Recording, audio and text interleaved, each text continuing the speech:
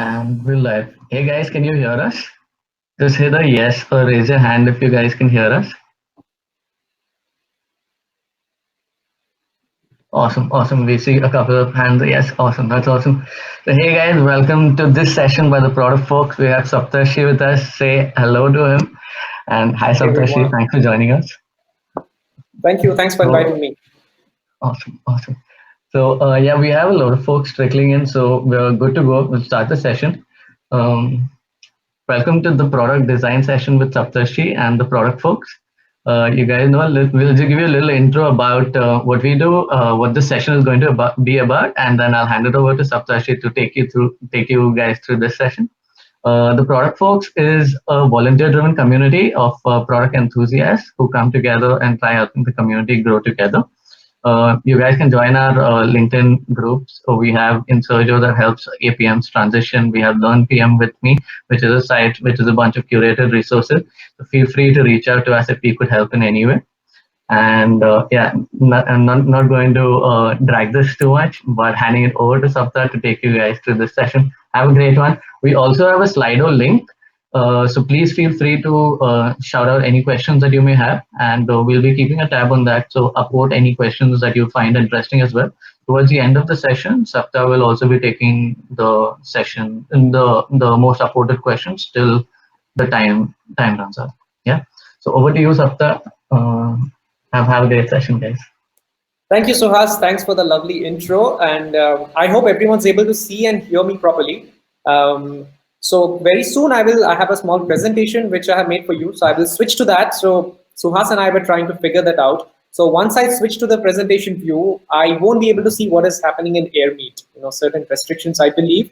So I won't get to see if you have raised your hand or if you have, sent a message, and I won't get any notification. So Suhas is going to be the mediator. And yes, so I'm going to talk to a blank screen today. But okay, we'll make it fun. And Yeah. before we start, I just want to tell all of you that this is not some very different stuff which you haven't heard before. I don't believe in making things complicated because I'm a designer. My work is to simplify things. So just sit back, relax, and I will just share with you some of my Yeah. life experiences and the things that I have learned. Yeah. Sapta, so sorry to interrupt. I think a couple of them are saying that they aren't able to see the video. Okay, they just need to refresh. So I'll just keep looking at the tab. I'll let you know in case of anything. I'll just do that for Okay. you. Yeah. Over to you. Sure. All right. So I'm sharing my screen, folks, and yeah, you won't be able to see. I mean, I won't be able to see you. So let me just go ahead and share. All right. Hello, everyone. Thanks for attending my talk. Thank you for your lovely response. I'm Saptarshi. I'm a design manager at Swiggy. I have a long name even for Indian standards, so please feel free to call me Sapta. That's what all my friends do, and that's much easier. And I don't have to tell you what Swiggy is. I'm sure everyone knows what Swiggy is. And I primarily work in the consumer side of things. That is the product, the app, or the website that people like you and me use to order food and other things over Swiggy. That is my social handle, Saptarshi PR. I will be available across every platform using the same handle. So if you have any other queries or if you want to know anything else, please feel free to follow me on Instagram, Twitter, LinkedIn. I will be more than happy to help you out. All right, so let's talk about design. But before we do that, let's play a small game. Are you fine? Okay, I know that I won't get to see you, but I'm hoping that you are not going to cheat. So I'm going to ask you to do something, and please do that. So I'm going to ask you to close your eyes, but hold on for a while, not right away. So when you all have your eyes closed, I'm going to say one word, and you need to listen to that word, hear that word with your eyes closed while your eyes are closed. And after that, I'll tell you what next. Are you ready?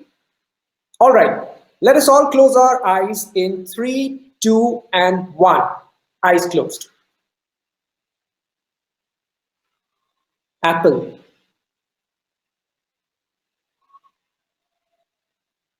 I repeat, apple. Okay, you can open your eyes now. So I'm assuming everyone's eyes are open. Okay, so what was the first thing that came to your mind when I uttered the word apple? Was it this? If this is, you can raise your hands on air meet. Okay. Okay, lots. I see 26, 28, 20, 30, 31. Okay. Okay, it is just going on and on. Yes, the most popular apple that you see, right? How many of you have seen this? Sorry, I went a little too ahead. And this as well. Okay. How many of you have seen this?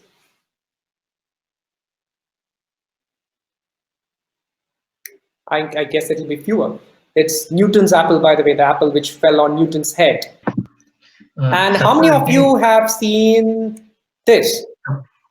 Sapta, I Hello? think your Yeah. screen share is stopped. You might have to screen share again. Oh, is it? I'm Yeah. sorry. I'm sorry. Let us just go back once again.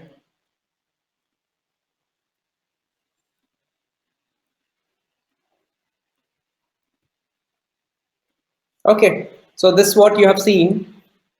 How many of you have seen this? I'm sure the numbers are going to be as high as the previous one because we are in 2020.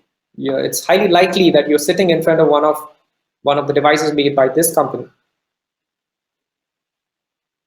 How many of you have seen this?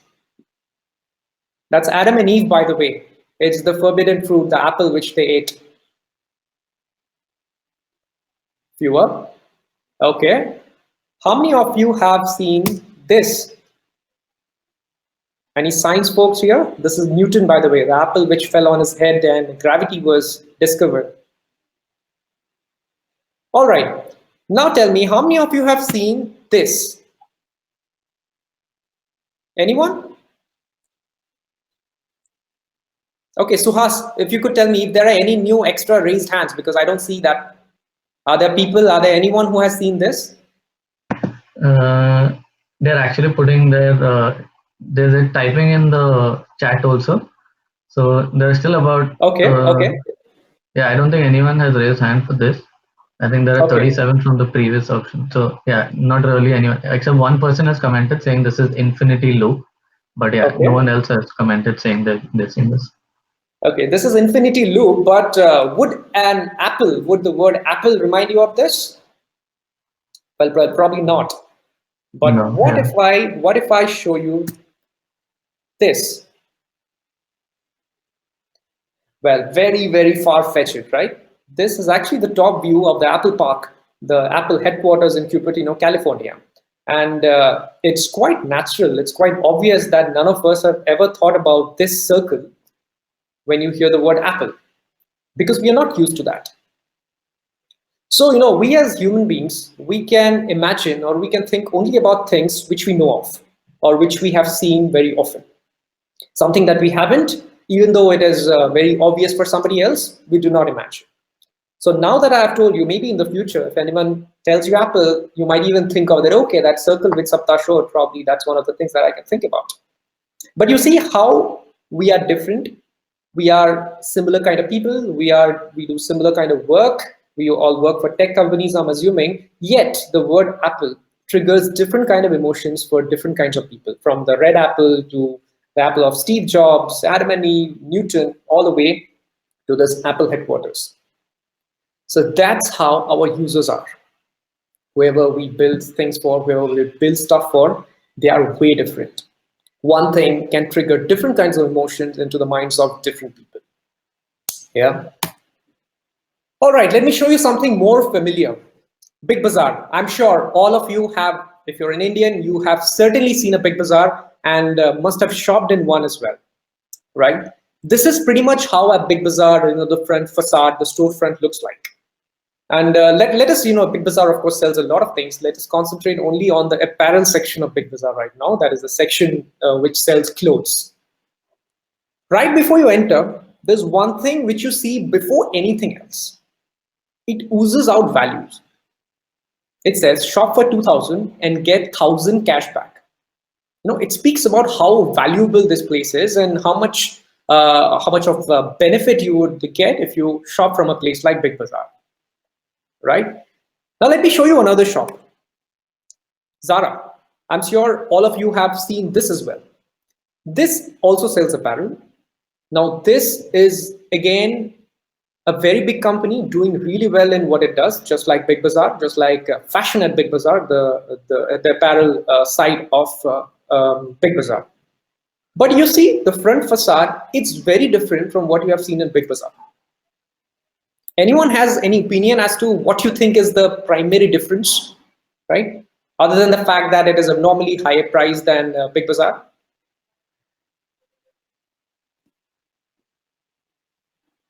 Okay.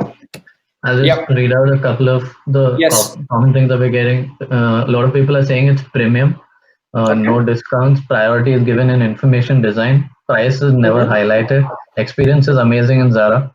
Zara is Mm-hmm. selling a brand, target audience is different, brand, yeah. A lot of them are talking about quality, premium versus mass, and space to Okay. walk around, classed. Okay. Yeah, a lot of them are talking about that. Did anyone, Suhas, did anyone say value? Did anyone say Zara is a value-driven brand? It gives you Yeah, value. someone just said experiences versus value. Someone's put that. Mm-hmm. Yeah, yeah. Okay, Two, three so people have mentioned it. experiences versus value. So if I were to understand, and audience, please correct me if I'm wrong, whoever had posted that. So you want to say that one is about experience, that is Zara, really premium and good experience. The other one is about value, a Big Bazaar, which gives you a lot of discounts. I believe that's what you meant. Exactly. Okay, okay. I think all the points that you have mentioned, that the people have mentioned, are very different. Sorry, are very correct. Both the shops are different in many aspects, and the changes are upfront. You see, you compare the facades, and you clearly see what the difference is, and all the things that are mentioned are very similar. But would you believe if I tell you that Zara also gives you tremendous amount of value, just like Big Bazaar does? The only difference being the priority of the values in Big Bazaar is slightly different from the priorities of the values of Zara. Let me explain.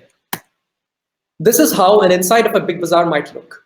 All things are arranged in their own shelves. You have t-shirts, all of them together, maybe put them according to the sizes and the colors. Then there are shelves behind, you can see jeans and all the things out there, and maybe towards the left you have some shirts and some capris along the right, and so on. So everything is arranged, so the moment you walk into it, you know where you need to go. If you need t-shirts from a particular brand, you will just walk towards that and you will find every t-shirt in front of you, and same for jeans, shirts, and every other things. Let us have a look at how Zara looks. I think the first thing that comes to your mind is it's so empty. There are so much of empty spaces. It's white, it's clean, it's nicely arranged. It looks better. Some of you might say, of course, it depends on choice, but you would say it looks nice, it looks premium, it looks like a better experience. But have you ever walked into these places around Zara? You'll see these shelves which are put right in the middle. They change based on the time of the day, time of the year, and the collection. What however doesn't change and is a permanent entity of Zara are those shelves at the edges along the walls. Do you see them to the left and the right in this picture? Let's just go closer to one of them. The shelves are like this, and this is the thing which primarily differentiates Zara from Big Bazaar. They usually do not put all their collection in terms of what the item is. So yes, you will find a lot of shirts put together, but their primary way of selling is to sell the look. You will have a shirt, a jacket, and the trousers with a shoe which would go with it right at the bottom.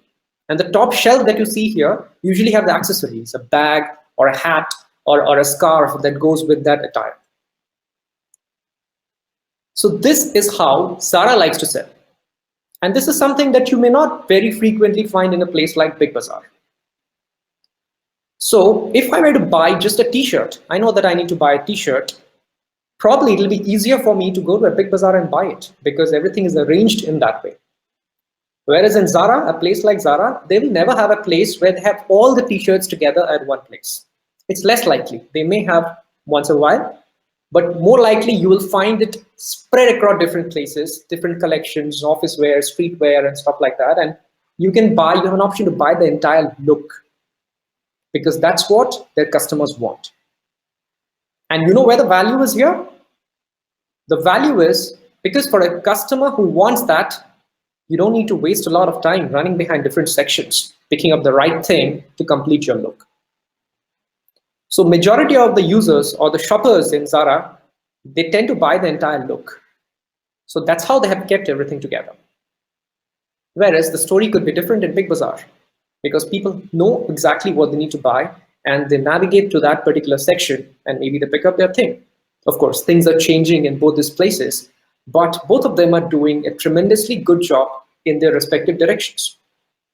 The only difference being their users are different, their needs are different, right? So the customers are different, their needs are different. And these two things change everything.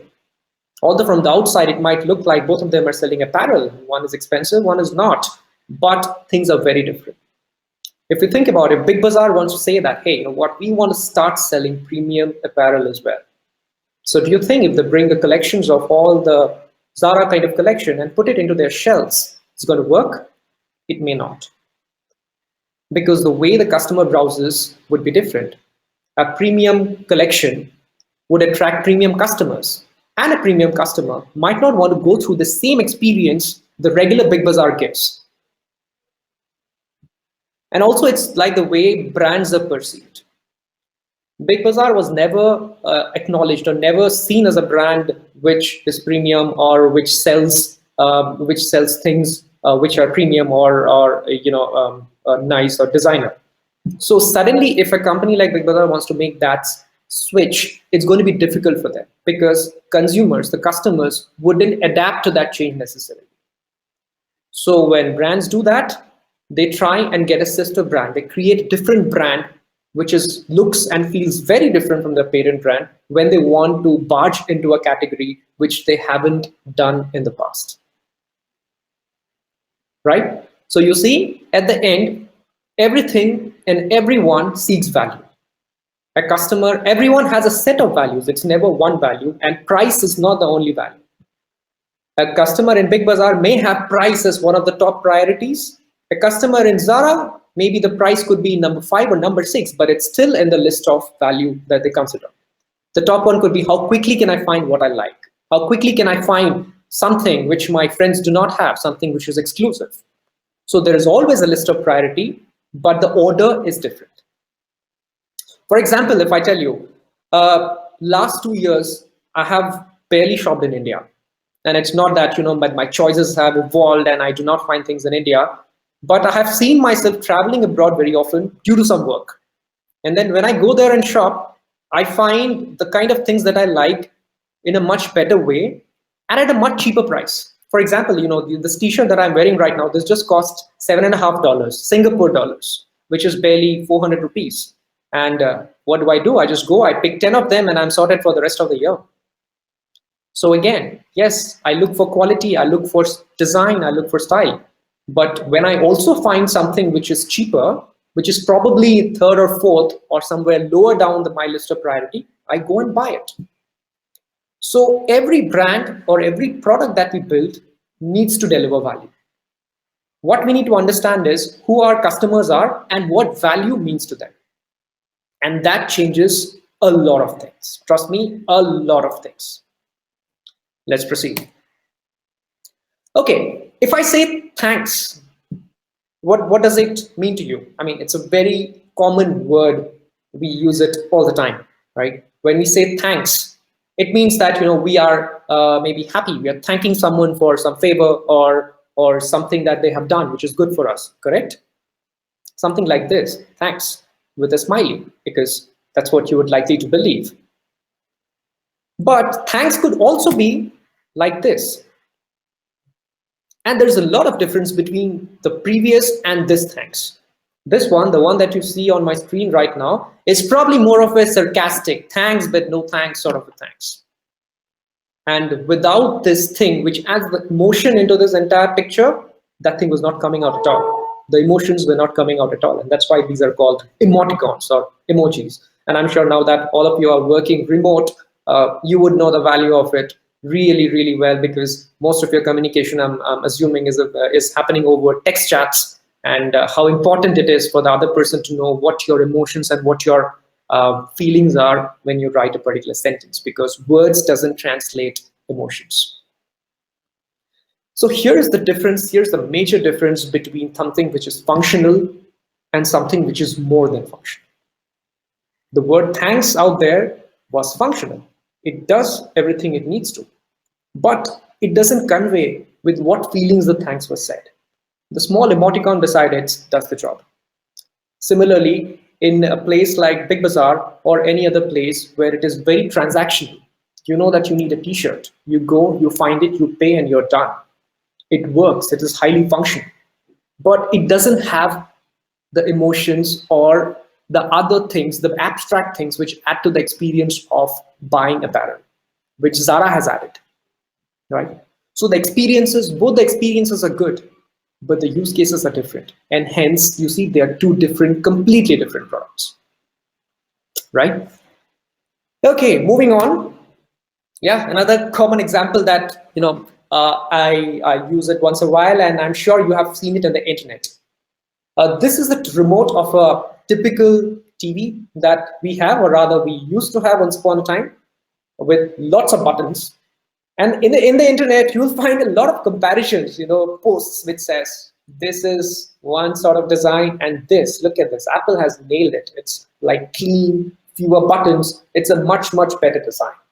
I'm sure you have come up with this, right? I'm sure all of you have seen such kind of comparison at some point of your time in Facebook and Instagram, LinkedIn, or any other places. But have you ever thought that an Apple TV, which is the right side remote, it is actually designed for streaming? You have your Netflix, you have your Prime, you have your Hotstar, and you can easily go ahead and stream. There isn't much to do. You just play, you just start seeing. In fact, many other companies also started doing it. In fact, I have an MI TV at home that has a very simplistic remote, thin, with just a couple of buttons, just like the Apple one. And I only stream. I do not have any cable connection or a DTH connection. But have you imagined if we were to connect a DTH, if you were to watch Star Plus, Sony, and all the channels in Apple TV, what would it be? How would you go ahead and use it? When there are 1,000 channels which are provided by your service provider, how would you navigate to the 964th channel without a layout like this? Well, I'm not sure. I'm not saying that the one to the left is a great design in doing that. But have you ever thought how an Apple TV would do it? You'd probably go for a DTH connection, which would anyways come with a remote which does that job for you. So just because something is clean, it looks clean, it has reduced button, doesn't mean that it is doing every work which a previous one has done. So it is not an apple to apple comparison, okay, quite literally in this. So these are different things because they do different work, right? Another example here. This is a microwave. I'm sure all of you have used it. If I were to zoom it into this, you see a panel. It has a lot of buttons. In fact, I have a similar microwave at home, and I use it for everything. I use it for heating water for my coffee, making my eggs, heating my food, lunch, dinner, everything. I use this microwave. But I do not cook much because I have a cook who does the cooking for me, and this is primarily for heating and small coffee preparation and all. What I've observed over time is, although this microwave have around, I think, 20 to 30 buttons, I barely use 3 of them. That's it, start, stop, 10 seconds, and sorry, the 30 seconds. If I want more, I just press the 30 seconds, for heating the water of my coffee. I need to heat it for 1.5 minutes. So I press 30 seconds thrice, then I click on start. And when it is done, I click on stop. So what is the use of the remaining buttons? I question myself once in a while. So I was thinking, what if I let you guys decide, how do you think an ideal microwave panel for you would be? Okay, since all of us are different, let us make one quick assumption here. Imagine that we are not talking over a messenger like this, but we are seated in a room where, maybe I'm at the stage and you guys are all listening to me, and there's a microwave right behind. And we have the microwave because I got some food for you because you were good enough to attend my talk. So I got some pizzas for you, and everyone gets to have one slice of pizza.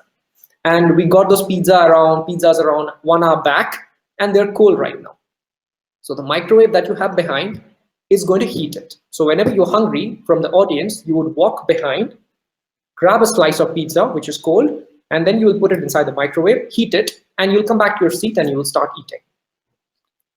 So if I were to tell you that this microwave, which is placed at the back of our hall, our imaginary hall, is only going to heat pizzas and nothing else in its entire lifetime, how would you differently design the panel of this microwave? Okay, if you have a paper and pen in front of you, maybe we can have around maybe a minute or so that, if you have anything, you can just quickly sketch something, and then maybe one or two of you can even read out what your solution is. Are we good for that? Sure. Yeah, sure, we can do that. So, Okay. guys, you guys can take a minute or two, and there is the raise hand option on the right. So, I think there are 29 people who raised. If you guys can all, yeah, don't request right now because I will accept it and you will be on screen. So, we'll give you a minute or two if you guys could sketch and if you'd like to show your, Okay, so the I see a solution lot to of that. messages here. So let me just Yeah, go through them. You yeah, guys can keep thinking. If you have any yeah, paper, pen, you can even sketch.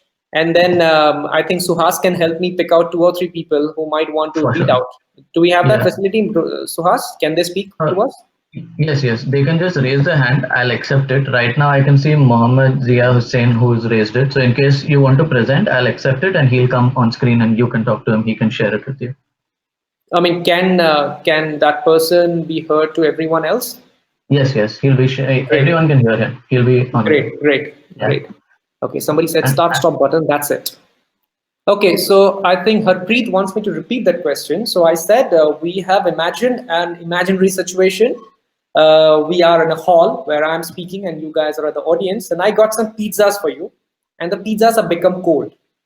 And we have also placed a microwave in the hall behind so that you can heat the pizza and eat it. And the only purpose of this microwave is to heat pizzas for situations like this. This microwave will never be used for anything else. So when I give you this kind of a condition, how would you redesign the panel of the microwave? That's the question. Okay, one button, auto 30 is what Bharat Vijay says.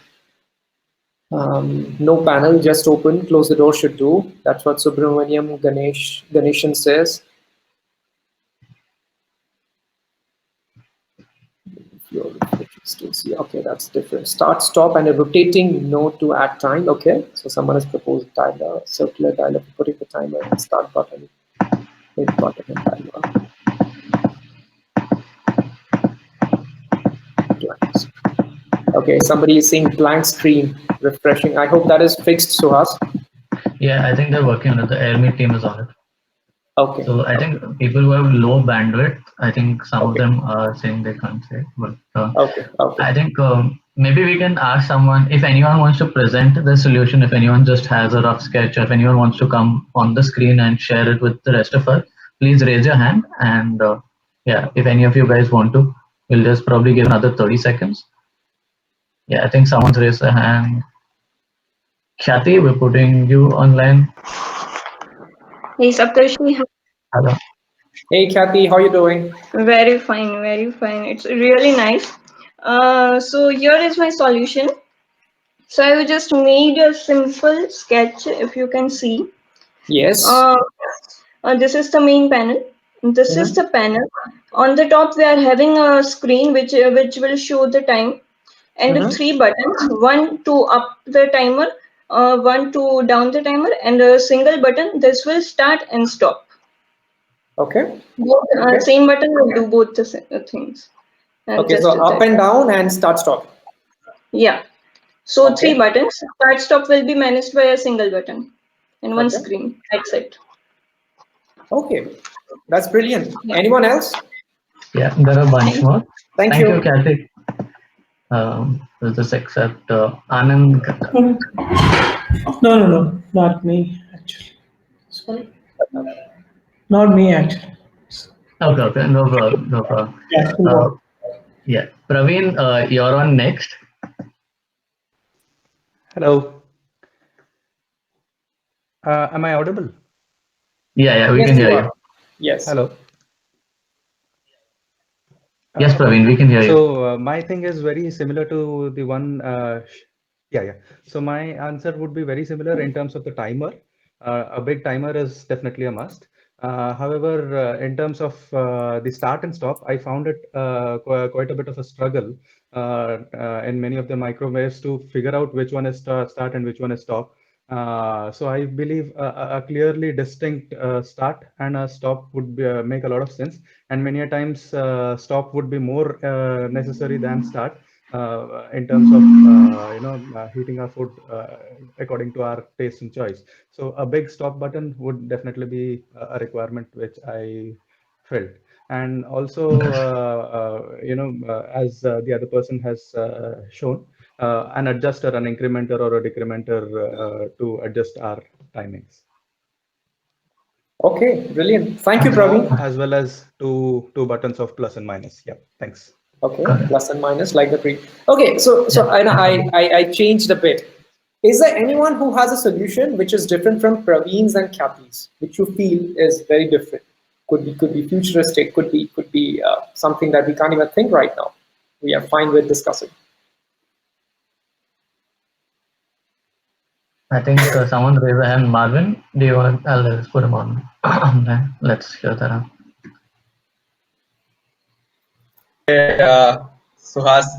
So I have a solution that's a little bit different. So just taking one step back, you said there's a singular function, right? It's only reheating the pizza. So I went back and what struck me was the actual pizza oven. So if you can look at Okay. this, I'm not oh, too much light. Okay. Yeah, So it's basically going back to the drawing board where there's a singular function. The pizza goes in, it Okay. gets heated, and it goes out. There are no buttons. There's no mistakes. There's taking the whole complexity out of the question here. So I think that's a little bit different from what we heard before. But yeah, that's my solution. That's interesting. nice, Marvin. So I believe it's like a Interesting. conveyor belt where you put your pizza and it just goes and heats, it comes out. Correct. Exactly. There's no Okay. need for any other buttons or any other functions. Okay. Okay. So yeah, I think we have a toaster like that in our office. Yeah, cool. It could work. Okay. Yeah. So, Just one indicator, green to red. I think we can take one more, Suhas, and after that we yeah, will yeah, we'll be back. sure, sure, sure. Thank you, Marvin, thank you Marvin. so much. Yeah. Anyone else wants to share? Yeah, we have Lolika. Just putting you online. Sure. Yeah, hi. People say Swiggy and new pizza. Thank you. Yes, So, Alolika. like We all this, can't I see your mean, screen. Lolika, yeah, can you I please mean, share? there's something wrong with That's Okay, okay. okay, We can no hear you, problem. Go ahead. Alolika. You can just explain it. Yeah. Yeah. So I thought of giving it an option wherein you can adjust the temperature at which you heat, like so then you have a control over the temperature and time, and then you can, I mean, take it. You have a lot more control over the heating process. Because a lot of time, if you set the, I mean, if the default setting is 10 seconds, your food doesn't really get properly heated up in 10. So maybe if you increase the temperature, that would reduce the time taken. So things like that could help. Okay. Okay. Okay. All right. Makes Yeah. sense. Thanks so much. Great, We have guys. a couple of more. Do you want Okay. to You go want to through you that? want to take? Yeah. Yeah. It's okay. We can read through it. Okay. Awesome. We only held and slices require less time, which can be a fix. Only heat button can work. Okay. Then somebody says that the size of the pizza will determine. Yes, that's totally right. And automatic heater to bake the pizza. Okay. How about a device that knows how you like your pizza and you just go heating just like you need it. Okay. Make pizza hot, make pizza hotter, and stop. Okay, interesting. Size plus start. Okay, so do we have Sanket speaking about this? Yeah. Yeah. So I don't have a design per se, but I would say Okay. that if we have to go ahead with a panel for a microwave, what I would do really is probably build some sort of animations which are related to the pizza heating up, so that for if Okay. let's say 30 seconds is what it takes for you to heat up the pizza, then probably I would want to keep the person engaged and not just look at microwave doing its stuff. So I think that's probably some fun thing I would add to the panel of the microwave. That is one of my ideas. Okay, so Sanket is talking Right. about delights. So how do you Yep, entertain the user as he is standing exactly. while his pizza is getting heated? Okay, good, Yep. good, good. Awesome. Fine. I think we will switch back to the presentation now. Thanks a lot for all your solutions, and all of them are wonderful. Trust me, guys. Can you see the presentation again? Not yet. Suhas, Yeah, not not yet. yet. Okay. Not yet. Yeah. Okay, let me just see application window share. Yes, can you see it now? Yeah, it's up. Okay, guys, thanks a lot for all your solutions and all the wonderful comments that you have written. There are some really nice ideas. All of them actually make sense, right? But did anyone think? Okay, so Has, you can count the raise hands right now. We will not maybe ask them to speak, but we just want to see how many people, or maybe you can even do a +1 on the comment section. Is there anyone who felt that a redesign is not needed at all? The one that you see, or the way how a regular microwave is, totally works for this scenario as well. Is there anyone who We thought have that? we have three raised hands as of now, and two people saying yes. For three Yes? people saying yes. Around 8 people so far. Nine, Okay. Nine. Okay, that's increasing, 10. I guess. Yeah, 12, 13, Okay. 14 yes, two no as of now. A lot of +1s coming in. +1 Okay. because we are used to this. Yes, John, yes, James, yeah, yes. a All bunch of right. them. Yeah, yeah. That's great. Perfect. So what I'm trying to say here right now is, you might be thinking that first he tells us to redesign the panel, and then he says, hey, you know what, redesign is probably not needed. What is he up to? Right? So this is just a talk, and this is where we are trying to brainstorm and learn something. So yes, maybe such kind of back and forth is we might do. So you are right. All the solutions that you have come up with works brilliantly for heating a pizza. You have simplified the entire concept of heating a pizza, because it's nothing. It's a simple thing. You put it, press a button, one or two, and then you have your hot pizza. Boom. But the thing here is, this device is not a new invention. It's not that a pizza heater or something that we are seeing for the first time, and hence, a simplified layout, which is very easy to see and understand, is needed. Of course, it is always good to have. It's great to have something which is simpler. But I think what we also need to think is, this is a very common device. Probably everyone has one in their homes, and they are used to seeing certain things in a certain way. Like when I said that I have the same microwave at home, and I also said that I use only 3 out of the 30 or the 20 buttons which are there. But did I ever say that the remaining 26 button bothers me? It doesn't. Maybe the day when I first bought it, some 3 or 4 years back, maybe the extra buttons, I would have to do a bit of searching. Okay, where is my 30 seconds? Okay, where is my start? But once I started using it, within 3 or 4 days, or maybe a week, every other button went into my blind spot, because I knew where my buttons are, the buttons that I need. So even when the backlight is not on, or even the kitchen light is not on, I know where my 30 seconds button is, so I can operate it without even seeing. So the fact that there are 26 other buttons, or 20 other buttons in the panel, it doesn't bother me anymore, because I got used to having them, and their presence doesn't bother me anymore. It's called getting into the blind spot. Those buttons are in my blind spot right now, because I don't need them. I don't see them at all. While it is great to redesign it and make it simpler for a particular use case, but we should also see, like, what is the trade-off? What will happen if we do not redesign it for this narrow use case, and instead try and reuse the same thing which everyone is used to operating? What could even be helpful is maybe standardize the layout, where if every microwave does the same thing, of course, I know that there are some microwaves which do maybe one or two extra things as well, but if they look same, if they behave same, why not make it similar? Your phone dialer, for instance, the numbers are always in that order. Your calculator, for instance, the numbers are always in that pattern, in that order. so that no matter which calculator or a dialer that you use, you will always know where your 3 is and where your 7 is. So you're not playing around by saying, hey, what 3 is the number which most of the people use, so let me put it here. Not needed, right? Because people are used to and trained in a certain way over time. Now when I give you the example of a phone dialer, I'm sure nobody would have ever thought that a phone dialer has a great design. It actually has. So great designs are the things which become a part of your life. It becomes your habit, and you get so used to it that you don't even realize that it exists. And that is in my definition, that is the ultimate kind of good design that you can ever have. Look at your body parts, your hands, your feet. They're so well designed. Yet, if you ask someone, what do you think is the most well-designed thing around you? Nobody's going to say it's my hand or it's my finger. Everyone will say, okay, it's my chair or it's my certain app on my phone. Nobody ever talks about the things which we are so used to in our life because they become our habits, right? So as a designer, as a product maker, let me use the word product maker because all of us in this channel today are either product managers, developers, or designers. So all of you make products in a certain way. There is your contribution in making the product. So every product maker, it should be your aim to make something the habit of your user.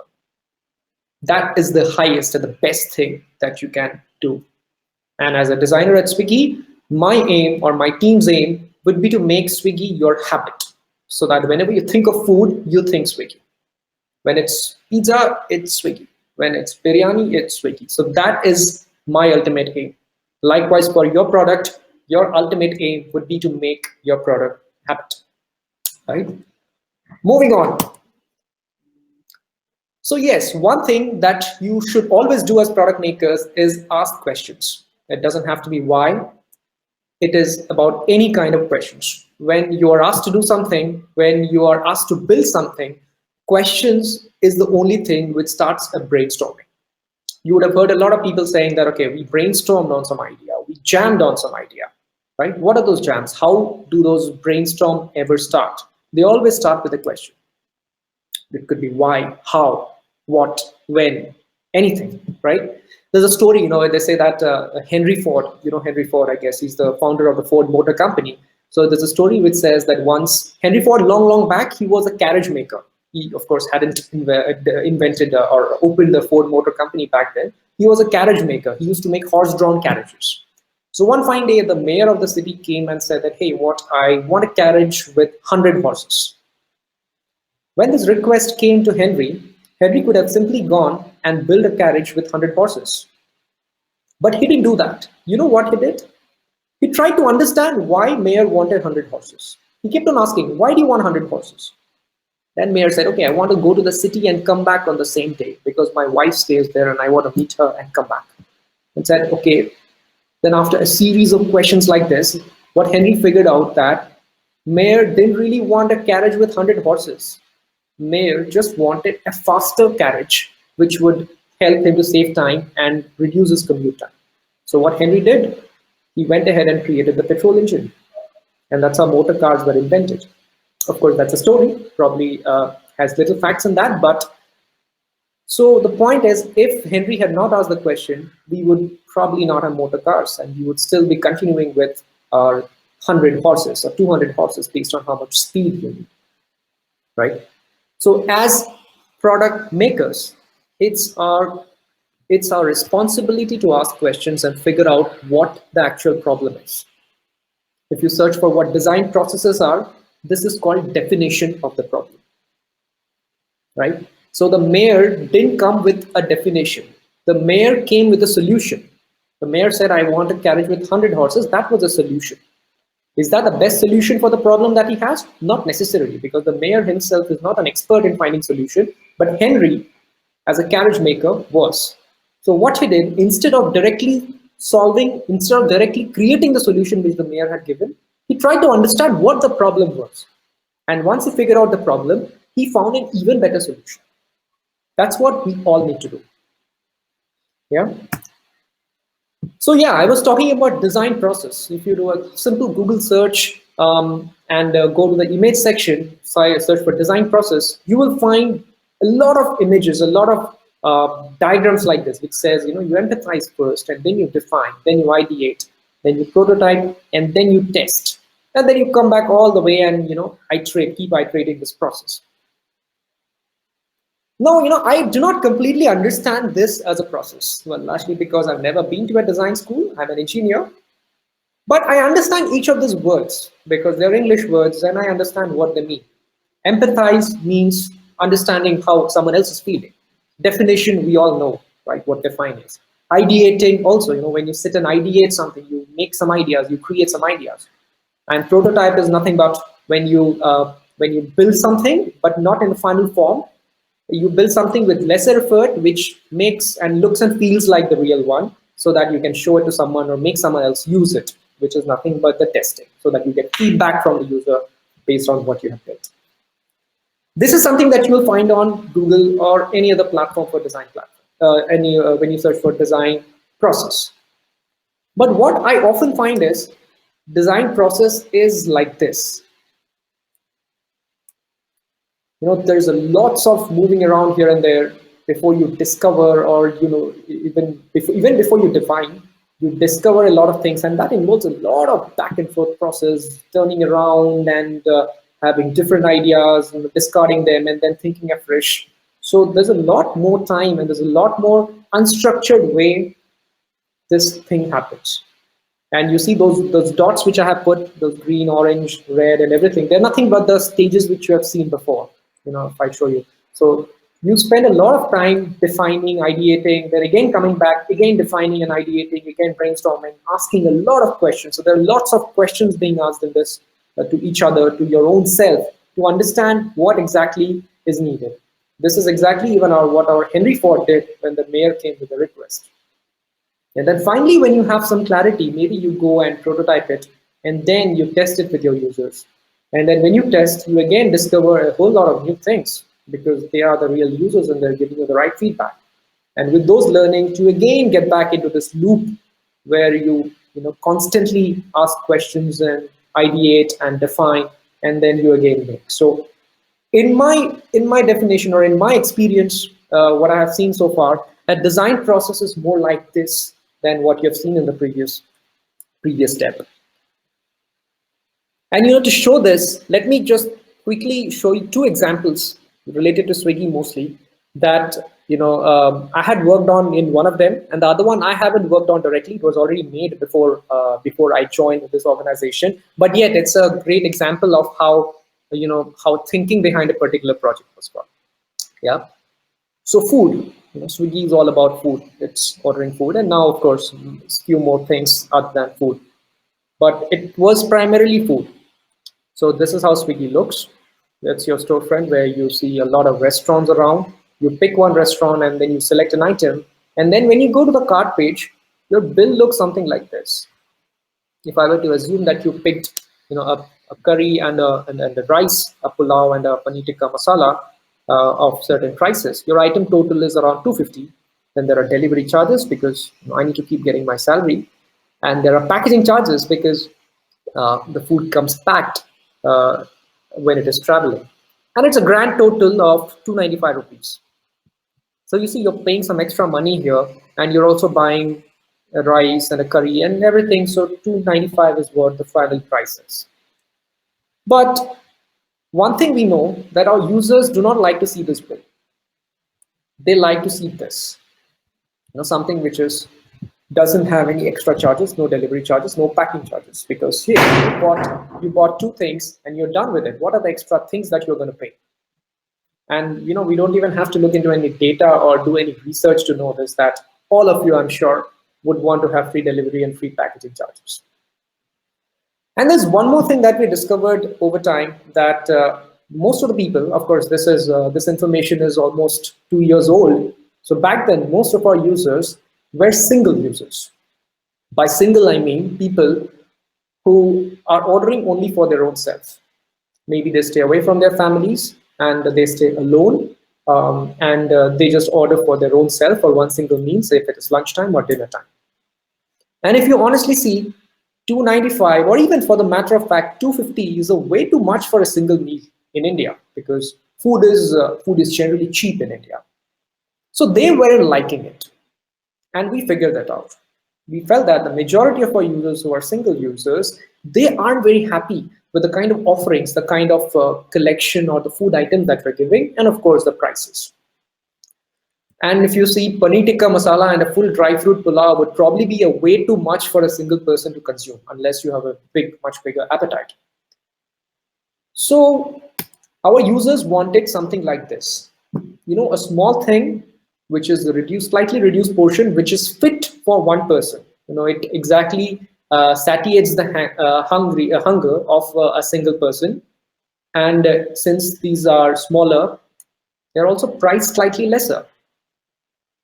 And we thought, okay, you said you don't like delivery fee and packaging charges. Let us also remove them and give you a price which is inclusive of everything and which is reasonable and just the right quantity for you. Value again, right? So we went ahead, we heard you, we went ahead and made something like this.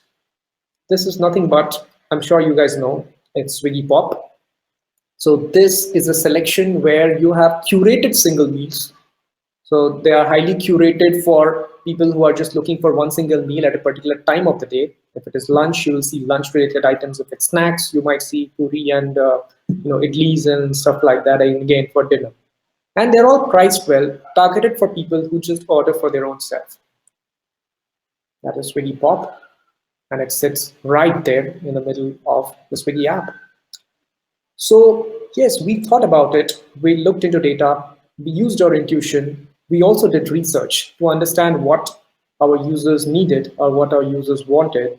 And we went ahead and built something which would be valuable to our users. Now, this sits inside Swiggy app, which all of you know. I'm sure everyone who is here knows about Swiggy and Swiggy Pop. But I'm sure very few of you know that we have another app called Swiggy Daily. Is there anyone who knows Swiggy Daily? Can I see some plus ones on the comment section?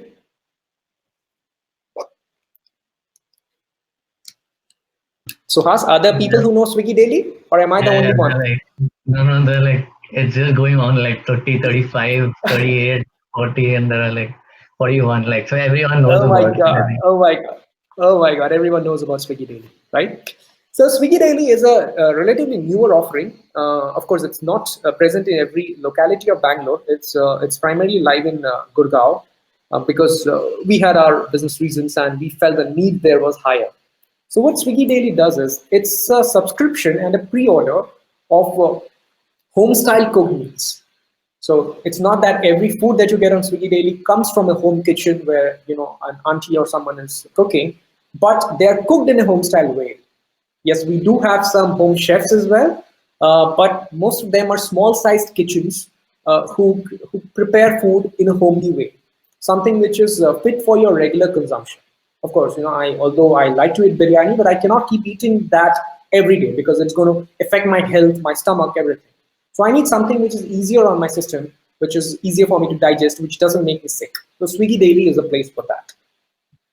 Now, Swiggy Daily was one of the first projects that I worked on when I joined Swiggy, and I was asked to make it. They said, okay, we are planning to start a new app for home style meals, and and you will have to take care of it. So just go ahead and do it. Now, the first thing that came to my mind was, how would it look and feel, and what would the users do?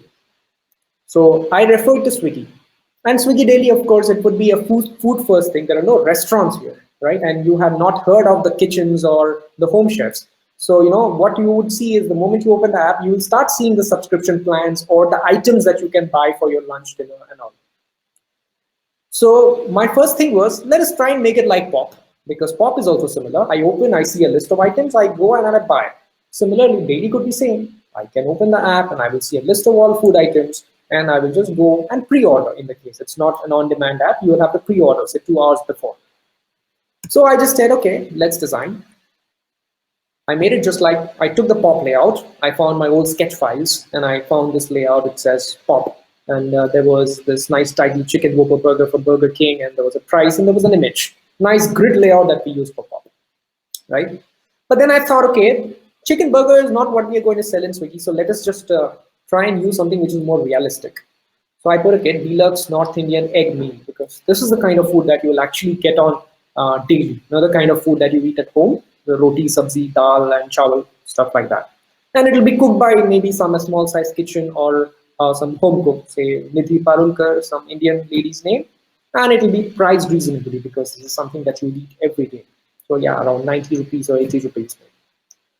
So when I put the updated content on the pop layout, there were certain questions which came in my own mind, because I started questioning. I started seeing this as a user. Like, it says deluxe North Indian egg meal. My first question was, what? What else? I'm sure that it's a North Indian meal and it has egg in it. But what else? Am I going to only eat egg? Or am I going to eat roti, rice, dal? Yes, I could see something on the picture. It shows 3 rotis and, there's some green stuff here. It looks like, it could be spinach or lady's finger or something, capsicum. But this is clearly egg. But then I had a lot of questions in my mind. What will I get? So I said, okay, let's clarify those doubts. I added one more layer of text which just says what these items are: egg curry, bhindi masala, raita, and 3 rotis. Now, the moment I put this extra line of text, the layout just wasn't working for me, because it's a lot of information. There were 4 lines of text communicating 4 different things, and it was a way too crowded. And when I imagined a list which will have at least 20 other items around, it'll be a lot of information for me to capture. So then I again took a step back and I tried to understand, so what is the main driving factor of anyone coming to Swiggy daily? So I felt, of course, using my intuition, that it's the kind of food that we're selling here. Because you can always get thalis on Swiggy. So what is so special about daily? What is special about daily is the fact that it's cooked in a home style way. So I said, okay, let's play along those lines. I said, all right, let's make the picture bigger. Picture bigger because images speak louder than anything else. And I also thought that we don't need a deluxe egg meal name or something. We can directly put the name or the description that we have written, egg curry, bhindi masala, raita, and 3 rotis, as the name itself, because that says it all. And along with that, I also have a big image. So you read the name, you see the image, you connect, and you know what it is all about. And I made it big because it wouldn't be like Swiggy, where you have 700 restaurants around and you have a lot of things to browse. It'll be relatively smaller supply, well, there'll be fewer items. And so we have the liberty to give a lot of attention to one particular item. So if there are 20 of them, maybe this big card layout, it works. You scroll, there are just 20 of them. Within no time, you will scan the entire thing and it's fine. But if there were 200 items, for example, then maybe this layout wouldn't work, because each item would end up taking a lot of space that, browsing 200 would take forever, might take forever. In either case, I wanted the emotion of the home food to come out in the app. I wanted to translate it digitally. How can we make it more home-like?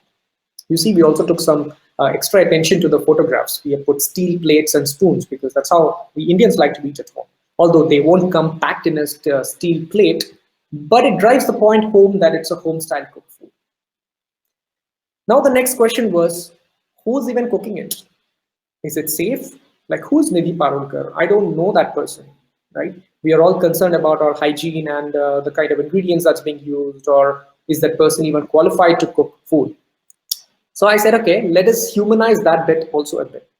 So I put an image. And now what does the image do? Nothing much, but it just gives you someone to visualize. You feel that, okay, that egg curry that I have written is cooked by a lady or a gentleman who looks like this. And probably you can relate, she looks like my aunt. So maybe similar stuff, or maybe she also lives in a house with a husband and 2 kids, and she likes to cook, and that's why she is doing it, right? So there's a bit of connect that I start establishing when I see someone versus when I just read their name. It is nothing. These are just psychological things. You read about something, you see something, and you try to empathize with them a little more. But then I felt, okay, let's do something more. Then I said, how about I just write one line about what Nidhi Parulkar is and what she does, and why should I eat her food? Because the obvious question that could come to my mind is, if I eat an egg curry and bhindi masala, if there are 2 items by 2 different chefs, what could be my criteria to pick one chef over the other? In Swiggy, the restaurants, right? You know what's the difference between a biryani from Meghna versus Mani's dum biryani. So you can, okay, this is how it is. Mani's have been doing this, Meghna have been doing this. So you have certain criteria in your head to select one of these two. But these are all new people. You have never heard of them. They do not even have ratings because they have just come. They've just started doing it.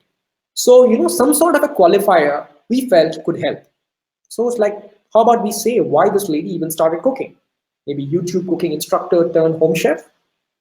Or how about someone who was an IT employee before, but then he loved to cook so much, so he quit his job and started cooking for passion.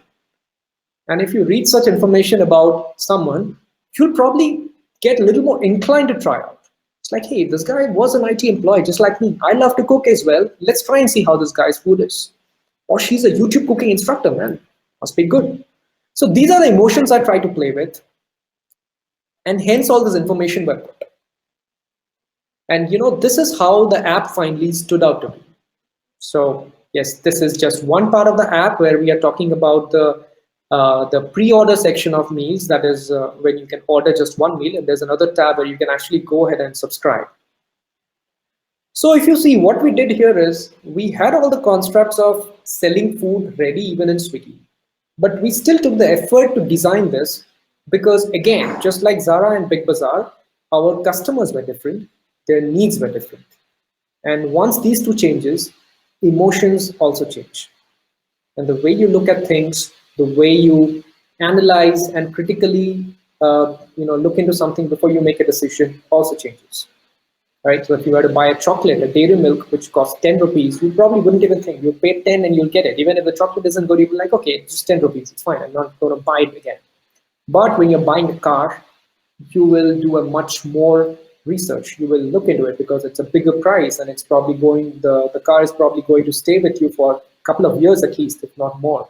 So the way you decide, the way you look into things completely changes. Just like shopping clothes from Big Bazaar is way different from shopping clothes from Zara. Just like the same way, buying food from Swiggy is, I wouldn't say very different, but it is considerably different from buying food in Delhi. Because again, customers are different and their needs are different. Right? So these are the all things that we do. You see, they are not any rules which says that this needs to be done. No design process can ever tell you the emotion behind why something is done, why something is needed to make your product successful, to set it up for success, because business is also driven by a lot of these decisions that you take. Just like I was saying, if it won't be enough for Big Bazaar to put all the supply of Zara and put it into the shelves to offer a premium shopping experience. No, that won't. So they'll have to do a lot more things to offer that entire experience of premiumness, which is given by a shop like Zara. Similarly, in this case. And similarly, if you look at your own things, you will find it very relatable. In fact, the other day in LinkedIn, I think there was a designer who had designed a couple of screens. I forgot his name. So he has done a good job at creating one standardized template. And what he claimed was the same template can be used for selling anything. He said it can be used for Zomato, it can be used for Swiggy, it can be used for Unacademy, it can be used for something else as well. Although all of these things used differently. While it was good to see that the person made an attempt to standardize those things, but what I feel, in my opinion, was that since the customers were different, their needs are different, and they have to be treated in a different way. Like when I'm buying a burger from a reputed place, I may not ask a lot of questions because I already know a lot about it. But when I'm buying an online course, say in a place like Unacademy or something, I might want to read a lot about what this course before I make even a choice of going inside and finding that out. Who the person is, who is teaching, is the person even qualified? Like what are the things that are going to be covered in that? These are the questions I wouldn't have when I'm buying a burger or a simple t-shirt, right? So that's why one size, in my opinion, doesn't fit all.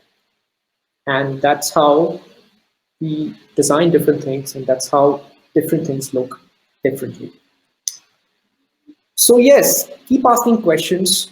That's the key. That's one of the biggest learning that I have found. Yes, Suhas, you've got something? Yeah, Sapta, actually a bunch of them had questions only on this section. Like we'll take Yes. all the other questions towards the end. But Sure. some common questions that I saw was one was, how did you come up with these questions? Like you answered, you walked them through. What are what are the points that you considered and what the users might have in their mind. But Okay. some of them asked, how did you come up with these questions?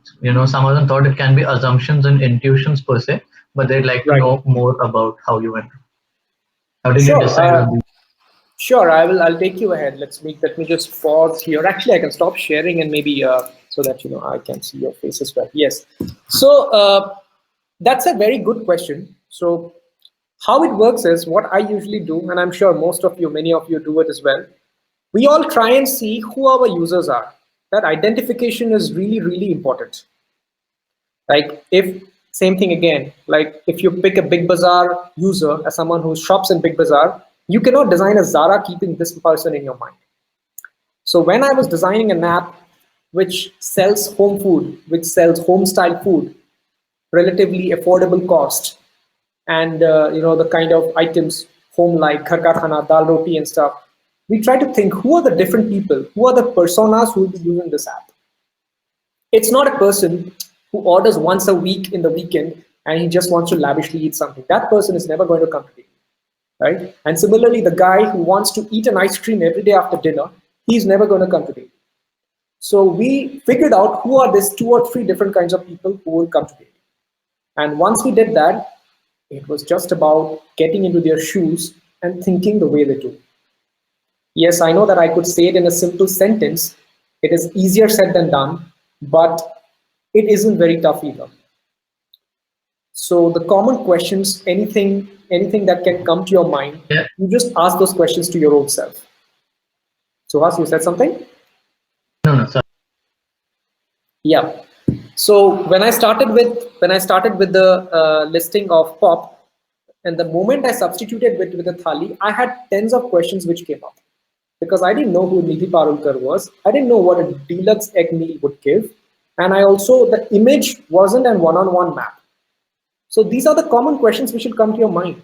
If I ask you, hey Suhas, would you want to eat a thali, a veg thali with me?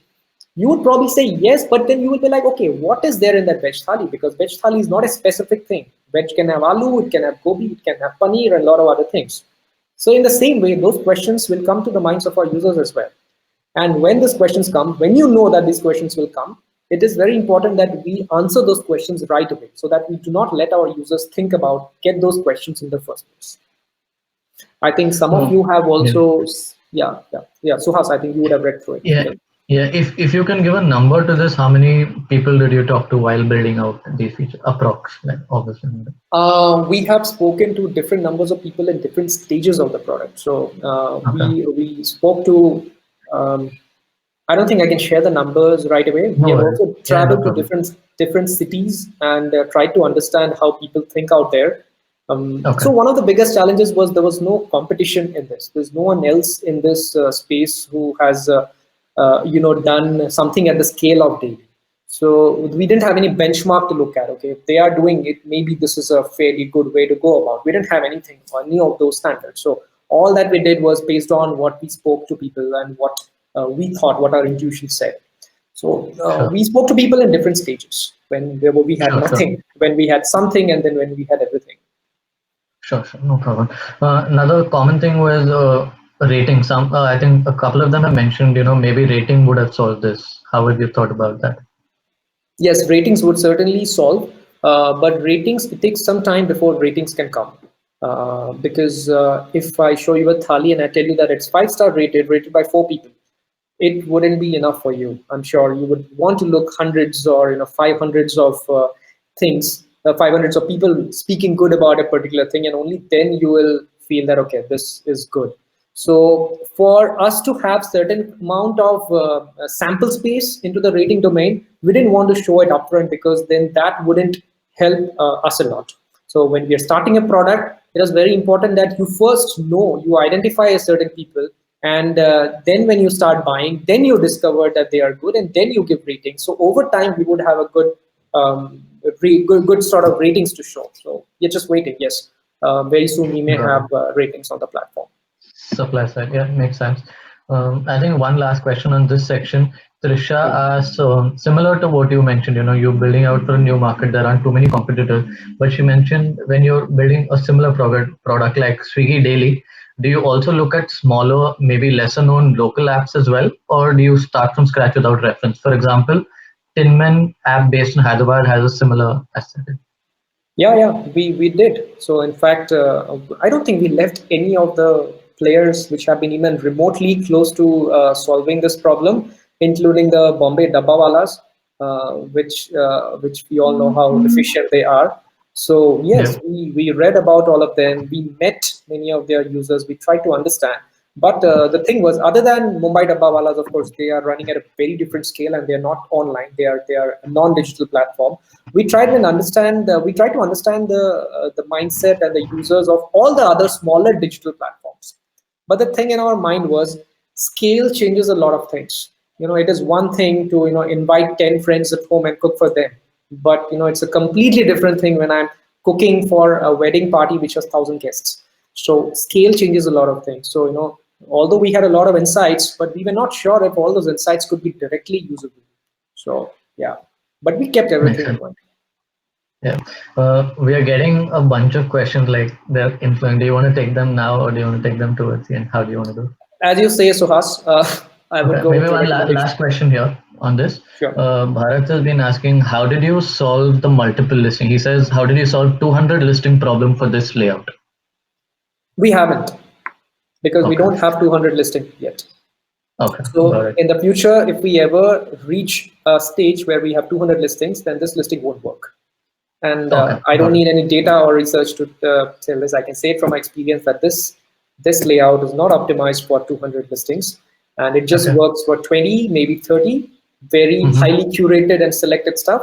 Once it scales, we need to think of something else.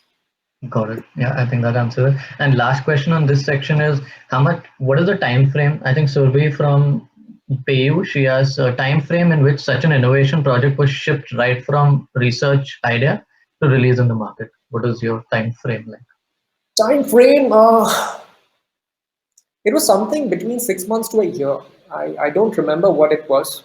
So maybe Got around it. 8 to 9 months. Yeah, maybe eight Eight to to nine nine months on months. average. Yeah. And how big was the team, approx, if you can share? The design team. Yeah, maybe user research team, design team together, product team, or anything that you can share.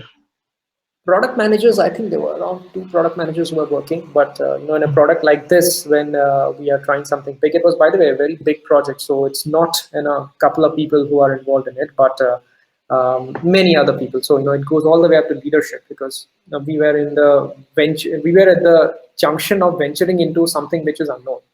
So uncharted territory, like they say. So there were lots and lots of people involved in that. Regarding design, it was primarily me, because I started working on it. Then one or two Right. people like Abhishek Mishra, he joined our team, so he started working on a lot of aspects of Daily. And now we have Kallol Dev, who has joined our team, so he's also fixing some of these things with overtime, because you need to keep adding new features to it. So he's taking care of those things. And Got it. research, we have an in-house research team of two members actually. And I Got think it. when I joined, it was just one member. So yes, they were heavily involved in all the research that we have done. Got it. Okay. Promise last question for now is Yeah. there are a bunch of them asking this. So why would you build a separate app for Swiggy Daily and not a feature within the main app itself? Oh, that's a very interesting question. We could pretty much do that. We could do that even now. You see, Swiggy has not gone anywhere. So if we feel that, hey, you know what, there's value in bringing daily inside Swiggy, all that we need to do is just pull it inside Swiggy, and then boom, you have it. But back then, there were many business reasons, which I'm not fully aware, and I'm not allowed to speak about a lot of these things. But one thing is the same: the Big Bazaar Zara example that I had given you. So maybe we were Zara, and we wanted to do Big Bazaar. Now I couldn't put Big Bazaar inside my Zara and expect my Big Bazaar audience to walk into Zara. So we had to make a different store for them, give it a different name, right? So that was, I think, one of the UX related things. But having said that, whoever has asked this question, that's it's perfectly valid. In the future, we may think of bringing daily into Swiggy. Not a big deal. Awesome, awesome. So I think I'll let you continue the session, and yeah, we'll ask all the questions maybe once towards the end. Yeah. Sure. So let me know if you can see my screen again. Application window. Okay, do you guys see my screen Not yet. now? Yep. Oh, Now. Yeah, now all of us can see it. Yeah. No, it's gone again. it's gone again. No, wait, just to give me a sec.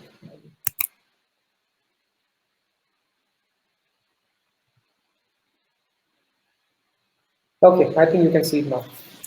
Yeah, we can see it now. I'll just wait for the others to put in the comments. Yeah, I think everyone can see it. Sure, sure. And I was also seeing a lot of questions being dropped there. I would love to answer them later if any particular question was not answered right now. So I think For sure. Suhas just picked up the common questions. But Yeah. if you have anything Yes. different, I would love to answer later. Yeah. So yes, asking questions, starting a discussion, it does a lot of things. Let me use one more example, which is not Swiggy. I'm sure all of you have at least heard of Booking.com, if not used it. So I travel a lot. I'm an avid traveler, and like me and my friend, now that I'm married, I travel with my wife. So me and my friend used to travel to different places. Ramakrishna, he's also a designer. Many of you might know him. So we would travel to different countries, different places, and we would do all our bookings using Booking.com. It's a very reliable platform. You find a host of different kinds of stays, all the way from 5-star hotels to hostels. You find everything here. So this is an important thing which I show in all my sessions because I feel this is a company who have taken research to a next level, and they have looked into data and they have analyzed data to one next level, and they try and identify what you need and show you relevant things in the listing. But at times I do feel that they have gone overboard as well, right? Let us have a look how a booking.com listing looks. Like again, to give you an example, when you search in booking.com, say about for a city, it shows you a list of all the stays in the city. So if I search Prague, Czech Republic, it'll show me a listing of all the, maybe hundreds of different stays, hotels, hostels, and apartments, everything in a city. And then I need to pick one. I click in one of them. I'll go to the details page of that particular property. Then I can choose what kind of room I want, or what duration I want, and stuff like that. Or I think the duration is something that you select here itself. So let's see what happens when you select. So this is one of the listing which comes when you search. Like this is a dummy listing, but the information that you see are more or less same. It's the same information that you see, but yes, I recreated it here for the sake of the presentation. And of course, please ignore the price. It maybe makes more sense if it is rupees and not US dollars. 30,442 is too much. Dollars is too much for a room rent anyways. So the whole point of this listing page is when you read a listing, does it tell you enough which will let you go inside the details page and look into it further, or maybe just go ahead and buy it directly? So right now it says that it's an apartment city center is the name of the place. It's in Zagreb city center, and it's 4-star rated. It shows a yellow thumbs up. It says that breakfast is included in this price. It says that it's good. It has 174 reviews, and it's rated 7.8 out of 10. I'm assuming it's out of 10. And it says apartment city center, number 1, 70 square meter, which is bigger than most in Zagreb. Now, this is one version of the listing that you can see. But it doesn't end here.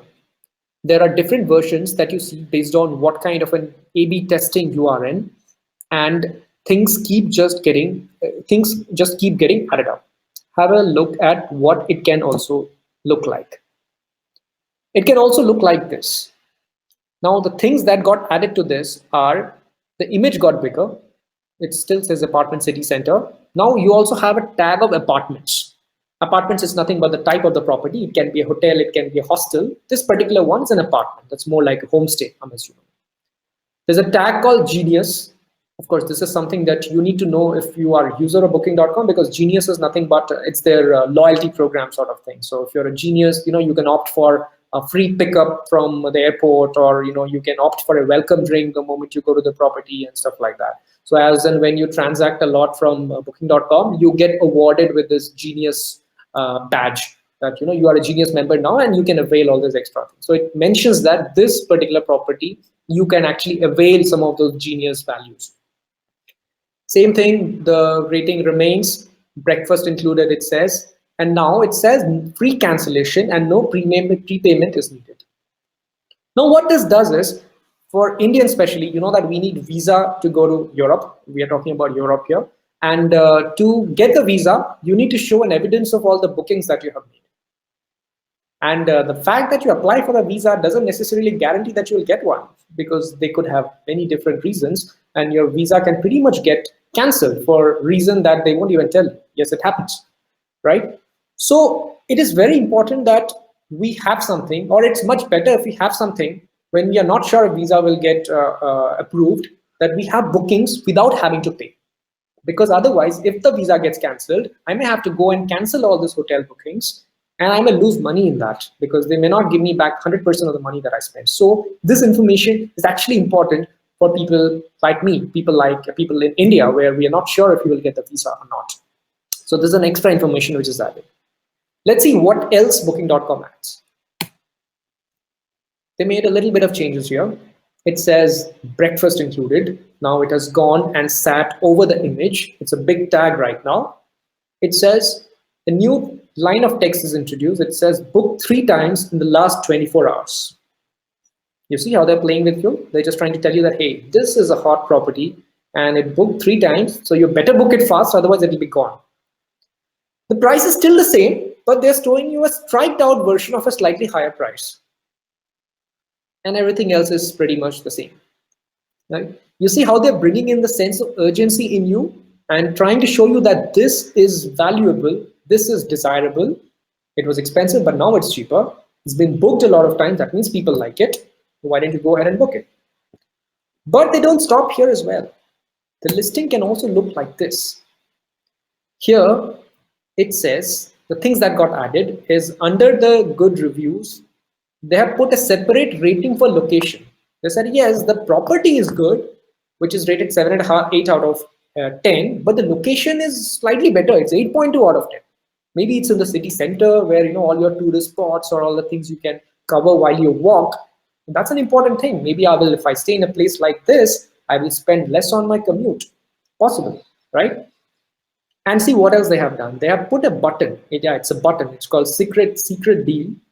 If you click on it, it'll just populate in line what the secret deal is. Maybe 5% extra off or something like that. It's just trying so hard to convert me here. And they have added one more line of text which says there's only one like it, which means 70 square meters, the size of the room is bigger than most in Zagreb, and there's only one like it. That means there's no other room in Zagreb which is as big as this particular room that I'm seeing. See? But they don't stop here as well. They can go all the way up to this. It says apartment city center, Zagreb, and then it has put a big green tag with a green smiley. It says 98% of the guest reviewers had their expectations of this property met or exceeded. Then it also says one other person looked for your dates in the last 10 minutes. That means it is likely to be booked. It is likely to be not available in those dates because someone else also checked in the same date. And since it is in high demand, booked 7 times in the last 24 hours already, and one person is already seeing it, then it's likely that you will lose out on it, this boss. So quickly go and buy it. That's what they're screaming at you at this point of time. And yes, the size of the room, there's only one like it. Everything is there. So it is just shouting at you that click on it and go inside so that you see the details and you eventually buy it. But here's the thing. I'm a regular user of booking.com. So when I see all these things, they make some amount of sense to me. Like, the location is good, the property is good, the price is, either reasonable or something. And then I also see that it's in demand, the ratings are good. I will just go and select the apartment. But that is for me, someone who's an active user of booking.com. I showed it to my cousin, this listing the other day. By the way, none of these are fake, okay? I didn't make up any of these things. They all show up on booking.com based on what location you have searched for, based on who you are and what time of the day you are searching and what season of the year you are searching for. All these things can appear. None of these are made up and they look exactly like this, the way it is shown in the screen. When I showed this to my cousin the other day, she looked at it and said, "What kind of property is this? I don't even feel like going ahead." You know what this reminded her of? In the olden days, we would download stuff from torrents and all, right? And at the end, you would reach a page which would have at least 5 or 6 download buttons. And you know that none of them work because you click on them and it'll open something which is spam. Probably the actual download button is a small link which is at some corner of the page. This listing gave her that kind of a feeling because she doesn't know what booking.com is. She's not an avid traveler like me. So for her, all the information that is shown here isn't adding to her comfort. So a person like my cousin who's not a user of booking.com will never go ahead with Apartment City Center because she'll feel that it's a fake thing because there are lots of things on the listing itself. You see, all the information that is added certainly adds value, but it depends on who the person is. All this value, all these things make sense for my value. For me as a user, the value goes up. But for my cousin, the value actually reduces because this doesn't seem genuine. So as product makers, we need to understand what is enough and what is a way too much. Because too much of everything is not good. But again, the most important thing again remains who your customer is and will this appeal to your customer? Will this add to the value of your customer? If yes, then do it. If booking.com has figured out that their focus customers are people like me who knows the platform in and out, maybe this works. But if booking.com wants to expand to a larger audience who are not avid travelers like me, then maybe this is not the way to go about it. Right? Again, you see this cup of coffee? It is similar to the Zara and the the Big Bazaar example that I have shared before. This is a fancy coffee, probably costs rupees 150 or more from a place like a CCD or Starbucks. This is another coffee. It probably costs you 10 or 20 rupees. It's a filter coffee. Both of these are coffee, yet we do not mind paying 150 plus for the one at the left, and we wouldn't pay anything more than 10 or 20 for the one to the right. This is because the other one has a lot of other things beyond coffee. The coffee at the left is probably served at a fancy place, which has air conditioning, which has nice music, internet, where you can go sit a nice conversation with people. You can even interview someone. You can go on a date, or you can simply sit and work there. So they are charging not just for the coffee; they're charging you for the entire experience. On the other hand, the one to the right, it's no nonsense. It's coffee and that's about it. You just pay the price of the coffee, you have a good coffee, and then you're done. It isn't promising you anything above and beyond that. So a person who drinks this coffee may or may not want to try this coffee. But it again depends on situation. When I'm on a date, I might want to go to a place which serves this coffee. And when I'm just taking a tea break from my work, a 10-minute one, I'll probably go to the tapri which is right beside my office and grab a coffee like this with my friend. So it's not, when we say customers, it's not that a customer is an individual and that individual never changes. It's the state of the customers which changes in different times. And that's why we do not use the word person, we use the word persona. Because the same person can have different personas. Just like you have seen, I as an individual is one single person, but my persona when I'm on a date will go to this place and prefer this coffee and won't mind paying 200 rupees for it. And when I'm in the middle of my tea break, I wouldn't mind going to this place and sipping a filter coffee worth rupees 10. So you see, one individual, I've already shown you two different personas. Like that, all of us have different personas. So when I say understand your customers, you understand your personas. What are the different personas you want to handle? Right? So all these things work only if your basics are right. For example, the coffee on the left, the coffee art, the AC, the Wi-Fi, the music, everything will work only if the coffee is like the way it is supposed to be.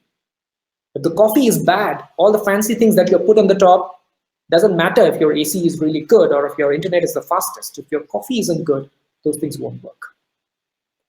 So whenever you are thinking of making things which are good, make sure your fundamentals are right. If you're a payment app, make sure that your payments are top notch. There are no failures, they are quickest, it's easier to find people. And once you have get that bit sorted, go to the next level and see what else can you do to make the entire payment experience, which is already has a stronger foundation, even better. Right? Because if the foundation is not strong, the building will fall. You know, so what may seem like a delighter may actually turn out to be a frustrator if the fundamentals are not right. And that's nothing but, there's a simple graph, this one, it's called a Kano model. So, I present this, I show this slide in many of my talks. I do a lot of collaborative talks with my friend Ramakrishna. So this is one of the most clicked, picture clicked slide of our entire deck, because people like to keep a record of things which are complicated. And also I feel this is one of the most complicated thing that we show in my deck ever. But to put it in simple words, it's nothing but this is customers' expectations not fulfilled in the x-axis if I see, and this is customers' expectation exceeded. And this is customer delighted, this is customer dissatisfied. Something very neutral could be this blue line which goes across this. This is something, it's like a satisfier. It has all the things that you need, not too much, not too less. This green is the thing which is above and beyond what satisfies you. And these are lower than what satisfies you, which are less than the basic needs. But one thing we all should keep in our mind that this is never constant. If you keep giving a delighter or a reward every time, over time this will become a satisfier. And the absence of that would actually make you feel bad. For example, if I send you money on Google Pay and I get a 10 rupees or 20 rupees cashback every single time, first time when I see it, I'll be happy. Yes, they've given me a cashback. I'm so happy. Second time, happy. Third time, happy. Fourth time, fifth time, as I go to the 10th and the 15th time, this will become a habit. Then for me, sending 100 rupee would mean sending 90 rupees because I know that I will get that cashback. And then one fine day, if you remove that cashback, then I would get frustrated, because you have already built a habit in me that when I send 100 rupees, 90 rupees is what is going from me. Suddenly, when you change that 90 to 100, I will feel bad. So how what started as a delighter, which is above and beyond, has become a satisfier. An absence of that is actually frustrating me. So when we are giving things to the user, let us also make sure that it is sustainable over time. And if we give it to the users, we should also figure out a way how we can gracefully degrade it over time. It's not that I used to get 10 rupees and one fine day suddenly you start giving me zero. Maybe you reduce it over time. You train me over the time that, hey, this is not going to last, so reduce it a bit. And then eventually you come at a state when I'm happy, I'm satisfied with sending 100 and 100 getting cut, right? So this is the Kano model of prioritization and how features can be built based on the needs of your customers. I think that's pretty much what I had, guys, today. Thanks a lot. I would love to take some questions from you. Yeah, you have lots of them to take. I think there are over 60 odd questions, 64 questions. But I think we're time bound there. I think we have about 22 minutes left in this session. So Great. if that is okay with you, then we'll jump right. Guys, if you have any other questions, please feel free to post on Slido. We're starting with that session. Thanks so much for all the examples and all the case studies that you shared. And the last slide was amazing. So we'll move on to the questions now, Sapta. And we're starting with the popular ones, like the ones these guys have upvoted. I think the first one that I see is from Alan, which says, "What are your thoughts on Cred's design?" Do you want to take that? Feel free to Yeah, sure. shout out. Yeah. Yeah, sure. I love Cred's design. I know that there are. Yeah, Suhas, you're saying something? No, no. Over to you. Okay, okay. I love Cred's design, although there are a lot of people, from design, product, and many other different background who say that it's very superficial or, it's just overly fancy, it's not needed. But if you ask me, the way I see it is, uh, it has a very small thing to do. It just pays your credit card bill. That's about it. So what would happen if credit doesn't exist today? Nothing. I can still pay my credit card bill with my internet banking or my UPI or anything. But how cred managed to create it like, one elite community, the way they call it the cred club, something which makes you feel special, something which makes you want to use that platform, right? I think that is one of the most important reasons why it is important that the product is spick and span in every aspect. And I think Cred has nailed in that aspect. So I had a chance to speak to Harish, who heads design at Cred. So he has used this very wonderful example, and I will share that example with you from Harish. So Harish said, I was given an acre of land. I could either build one apartment complex there where 1,000 people could live, but I chose to build the Taj Mahal because that's what my users want. And I couldn't agree more with him. Nice, nice. Yeah, that's interesting. Next question is from Marvin, saying, from a designer's perspective, what's the best way to present a large number of complex instructions to the customer during the onboarding? Any Okay, examples that you during can share? onboarding. Okay, so I think one thing here is you should first ask yourself, is onboarding needed? If possible, try and remove everything. Like, when I was trying to explain you the Swiggy daily listing that I had worked on, remember I said that I got into the shoes of the user and tried to understand what are the questions or the doubts that the users may have when they are in this screen? Do the same. One thing to know is that if you are doing something which needs an onboarding, that certainly means there's something that we couldn't do well. And that is why, we have to put that extra effort to explain, right? Now, if I tell you a simple sentence, it needs no explanation. You will understand it. But if I say it using complicated words, or if I say it using a lot of ambiguities, then it would need an explanation for you to understand what I'm saying. So your first aim should be to make something which needs no explanation. Make things so crystal clear that people see it and they know what it is. So if that is not possible, I know that we do not live in an ideal case and it is not possible to make it 100% perceivable, then you will have to figure out that what are the things which are different. It could be, there are many ways of doing it. You can simply say, okay, here are some things new and this is now you can do this, which you previously couldn't. Or another simple thing would be you simply bring attention to the new thing. You don't explain it there. And once you have that attention, you go inside and then you tell the user, so that you're splitting the onboarding in not one place but in 2 or 3 different places contextually, as and when you're inside. So these are different methods that you can try. And of course, motion design is my hobby. People who follow me on Dribble would know it. So I also tend to use a bit of motion design because I feel it's a good text replacement. So what cannot be done with still images and text at times can be done with animation. So I tend to use that as well. Interesting, interesting. But do you have any examples that you can share? Some things that you like, just digging deeper. For regarding onboarding.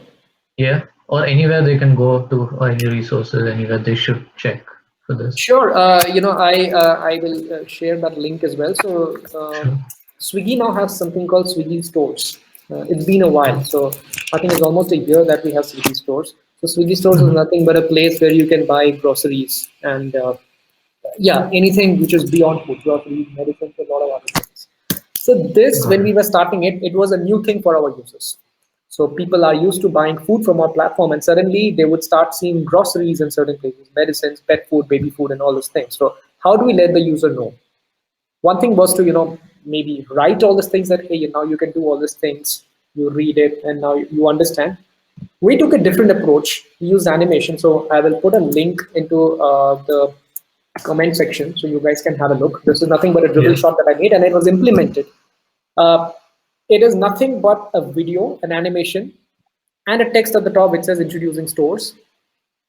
which just says a biker, it is going, and it is stopping in front of different places. And the places are nothing but restaurants, and it could be a grocery store, it can be a supermarket, it can be a medical shop. So it kind of says that now you can buy things not just from restaurant, but different places. Does it do 100% of the job? No, it doesn't. But it does 80% of the job, which tells you that it's now beyond restaurants. And the rest of it you can always figure out as an in your inside. Yeah, thanks for sharing that. Another question from Kumar, and I think this is really important as you move ahead, in your career. How do you manage stakeholders when your bosses have design feedback and they don't want to listen to UX researchers? How do you bring process in this madness? It's a very tough thing. What is the difference between, say, a senior designer and maybe a design intern? The difference doesn't lie a lot into the hands-on work that you do. I mean, of course, there is a senior designer will probably be much better in their hands-on work, but the difference wouldn't be so much. So I think the difference lies, what reasons do you have for it? An intern may design something, and when you ask him, why is this particular thing like that? He or she may not have a strong reason as to why it is. No, I just felt it right, and maybe it looks good, or I've seen it somewhere. These reasons are not convincing. Whereas if you ask the same question to a senior designer, he or she will have a very strong reason as to why this was done. They will say, because reason 1, 2, 3, because this is happening, hence we have to do something like this here, hence this is. So it is just the explanation, your thought process, which changes the entire game. And now coming specifically to research, it's a very tough thing to do. So because research doesn't have instant gratification. I keep telling it to a lot of people. A design, I can create a nice design which works and people can see it and immediately understand it is good. It's visible. I can create a nice illustration, animation, everything is visible. The results of research are not instantly visible. And you won't even know if it ever add any value. It does, but it is not seen. And it takes a lot of time, maybe months. The insights that you get today, when you start working towards that and you apply it in your product, it may take months for you to get some benefit out of it. And even then, after months, you would have forgotten that these insights have actually come from research. So it is very difficult that way. But if I assume your organization has a research team, if they have a dedicated research team, I would like to believe that they already value research. They already understand the important research and they know that it doesn't have instant gratification. So from a culture point of view, I think it's already there. All that you need to do is be really convincing in your justifications, because a lot of things can seem weird. So you be convincing with the justification, show evidences, because every research is always backed up with a report or a recording of a video or an audio. So all these evidences will add to the credibility of the justification that you're making. So for research, you can do that. Got it. Got it. That's interesting. Vaishnavi asks, how do you make better UX handoffs at Swiggy, or in general also you can answer that. UX handoffs. How do you make that better? Handoff. Yes, I think she's talking more along the lines of design handoff. So yeah, the simple answer to do is we use handoff tools. Zeppelin, yes.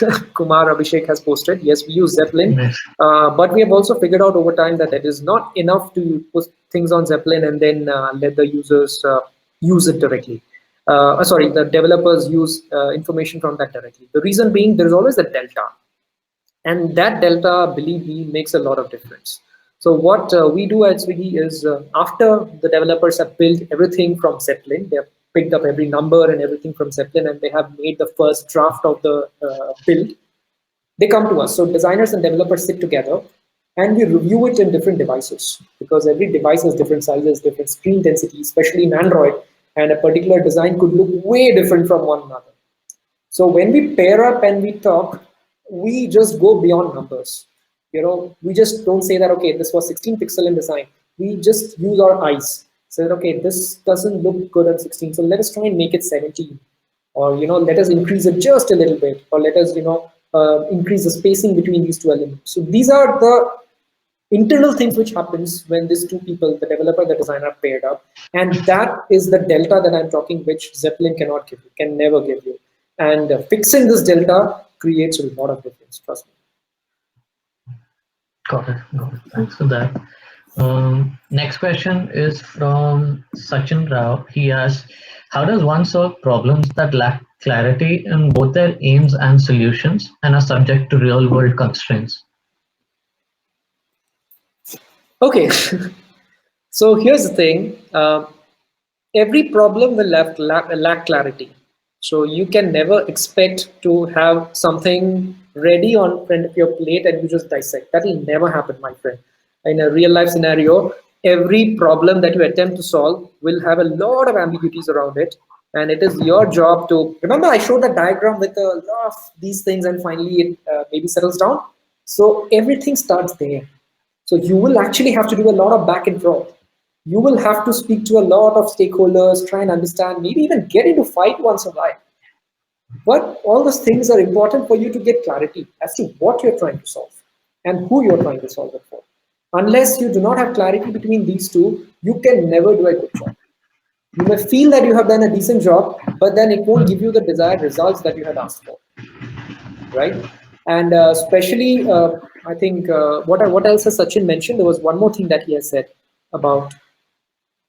The second part is, I think I can't see this question, but he basically mentioned the real world constraints. The second part was how do you Right, do it right, right, within yeah. right. So constraints will always be there. So there are two diverging approaches that I usually take.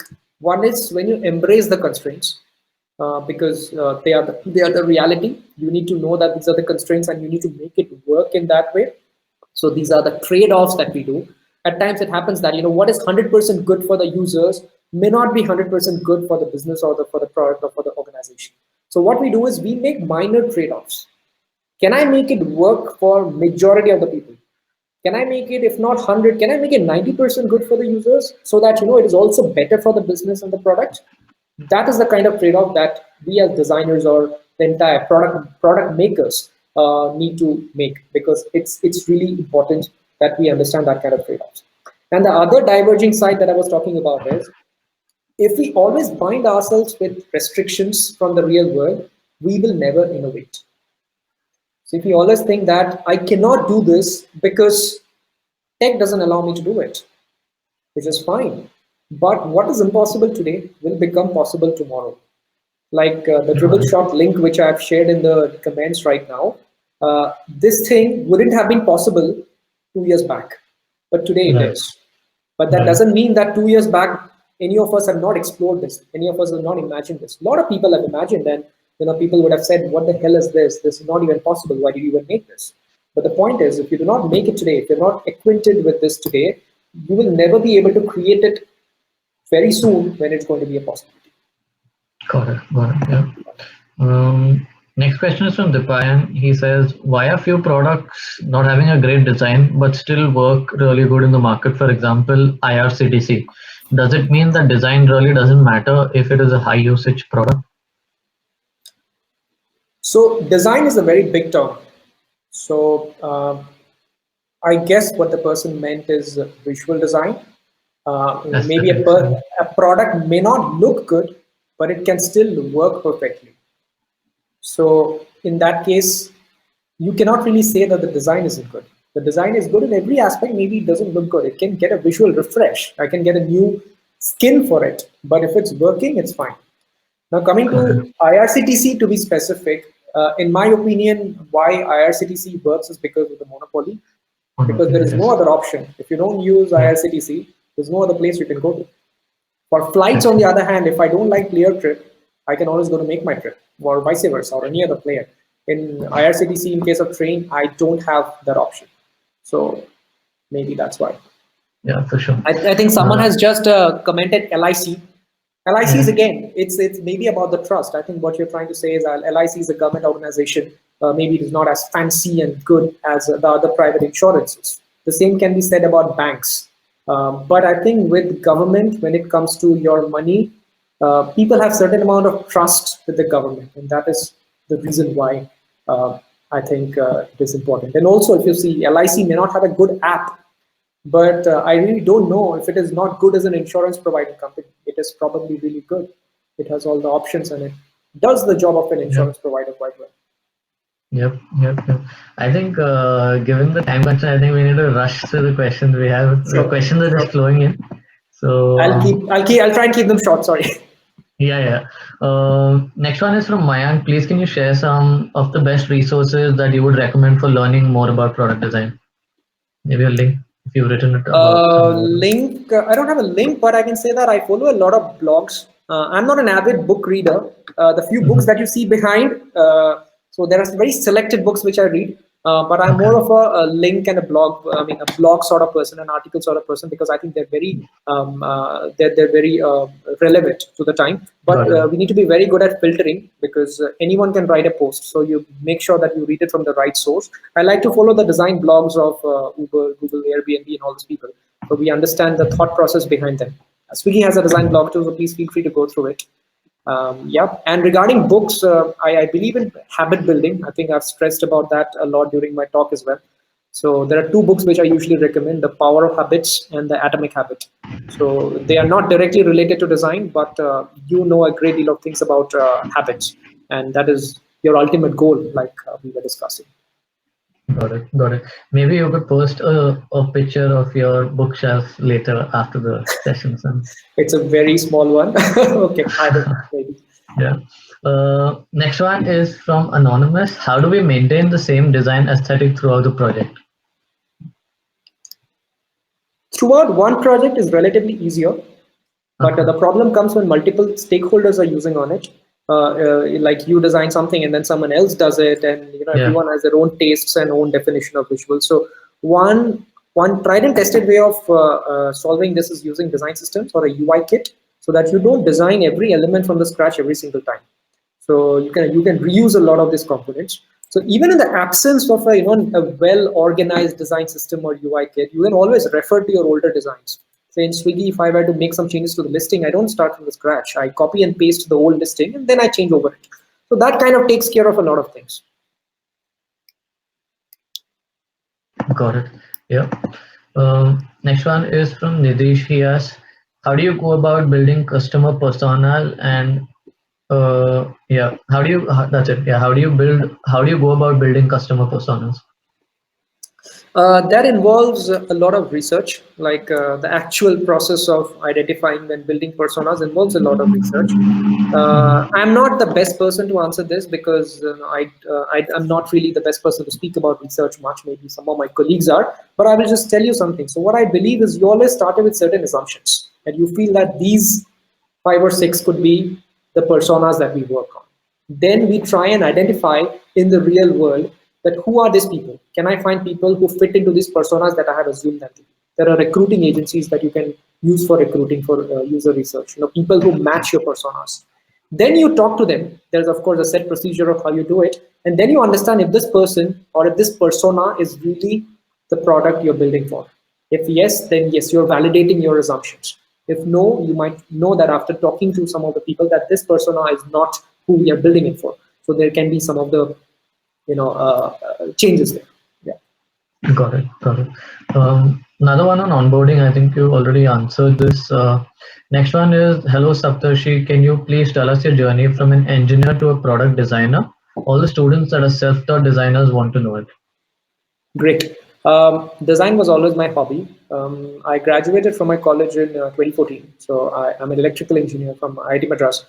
So my design was always a hobby that I did in the college, like I think most of you who are self-taught. So I started by designing posters and t-shirts from my college fests. And UI and UX were not really the things back then, because Android phones were just coming up and iPhones were so expensive. So no one really talked about mobile UX and web. It was there, but it was very less. Then in 2015 is when there was a change in the Indian industry. The startups have started coming up, housing and Flipkart. They all became prominent, and people were talking about the apps. Smartphones are becoming more and more popular and cheaper. So, but still, I never thought of taking this up as a professional career. I took up a managerial job from my from my college campus placements, and I was happily working in an MNC. And that's when one of my seniors was also a self-taught designer. He joined housing.com.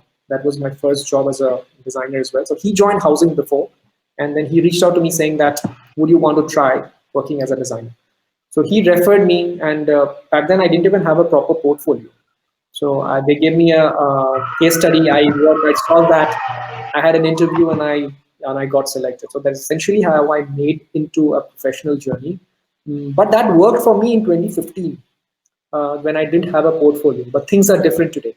Today, design is a much more lucrative career than what it was in 2015. So there are lots of people who apply for this position. So it is important that you stand ahead in the competition by having a fairly good portfolio. Got it. Yeah, makes sense. Another one from anonymous designer versus product managers. How does this differ in companies actually? And if you could explain, please. The roles, the difference between product manager and designers, right? Yep. Maybe you could take Swiggy as an example then. Sure, there's a lot of overlap. There's a lot of overlap, I would say. The lot of thinking and the brainstorming that you do is same across all of them because every stakeholder is equally important for contributing to that aspect of the product. Everyone is building a product, like we were using the word product makers today. So everyone is building towards it. But then, so there's a lot of overlap. And then there are some things which the designers do, which the product managers do not do, and vice versa, right? So product managers, one of the main work is to coordinate with every other team and understand the business aspects of it, the marketing aspects of it, the positioning aspect of it. How does it sit in the present scenario that we have? What would be the business implications? And what would be preparing the single source of truth, the PRD or the product requirement document, like we say, so that everyone can refer to one single place and understand what is happening there.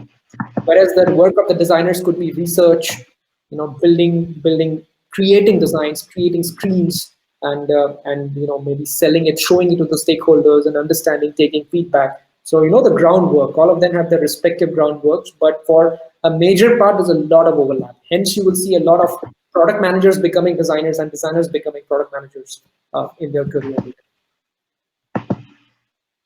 Got it. Next one is on how did you decide? I think we've taken this. They're asking about your research process. I think we've done that. Rohit, I think we took that earlier. Nidish asks again, what is the difference between building a design for a landing page versus a product UI? Landing page is a generic word, so I'm assuming you're talking about a marketing website, website which just says that hey, we exist, versus a product which says which does what it is. Like for example, I can have a web page for Swiggy or Swiggy Daily saying that hey, we exist, we have home food, we have this, we have subscription plans, we have Tamil, Telugu, everything, every kind of food that you can think of. Whereas the Swiggy Daily product is the actual place where you can go and buy those products. So if that is the differentiation you're asking me, the first one is more of a marketing. How do you let the people know what you have? The same thing that we used to do before in the olden days using flyers and posters and ads, something which tells you that this exists. And the second thing is the actual thing. Now that you know what it is, how does this give you what is promised in that website? So I think this is the major difference. The first one also involves a lot of problem solving, but it's about understanding what the value propositions are and putting them up so that users know what this is about. And the second one is, of course, I think you know about it, assuming you're a product manager and a designer. The flows, how to simplify it, how to make it easy, how to make it good, and stuff. Got it. Yeah, makes sense. Next one is anonymous. What are some of the best design for startups in India right now, according to Sapta? I would love to believe Swiggy is one of them. Well, there are many. There are many actually. I know that was flattering. There are many companies. I like the efforts which Razorpay is doing. I like Cred. I like any of the startups that you think of. Any company which you know and which you like can pretty much fall into that. Zomato is doing good stuff. Flipkart is doing good stuff. Yeah. Well, although I would prefer what Flipkart was maybe 1 or 2 years back, but yes, they're doing good. Okay. Then Zeta, there's a company called Zeta, which is where I had worked on right before Swiggy. It's a B2B company in a way, but the kind of focus they give for design is not something that you expect from a B2B company usually. So I think Zeta has got a great design culture. I think these are some of the names. Got it. I'll probably give a twist to it, make it a little harder and controversial. What are some famous startups where you don't think the design's that good or it's overhyped? I know it's very controversial, but if you can. Okay, controversial. Huh? Okay. Okay, let me use a name which probably no one would say anything. I Okay, think Google is okay. one. Some people will kill me for You're that. playing it safe. Yeah, I mean, like Google is a wonderful, of course. A lot of Google products are my habit, like what I have said Okay. is the ultimate aim for any company. But when you have that kind of a reach, I feel there are times when you can do a lot of things which are, could have been thought a little more. One particular instance I would call out. Okay, I'll not call Yeah. Google as a company. Maybe one thing they Yes. recently did in Google Maps, if you remember, at the top they used to have the user, your face, your picture, and then there was Mm-hmm. a hamburger menu which you could open and view options. So I think Right. recently what they did was they unified this two whole thing. So when they unified, everything was together. But what they did was they didn't remove the hamburger. Instead, they put an Ah, info sort of thing in hamburger. When you tap on it, it would give you a text there saying everything is there now. So now I interesting. feel that that could have been Yeah, done that could better. have been. You don't have Right. to keep a dead element just to tell the user that everything else is there.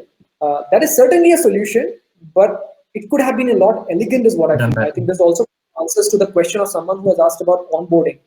The Yep. person has asked about onboarding. This is an onboarding because you haven't done certain thing in UX probably very well.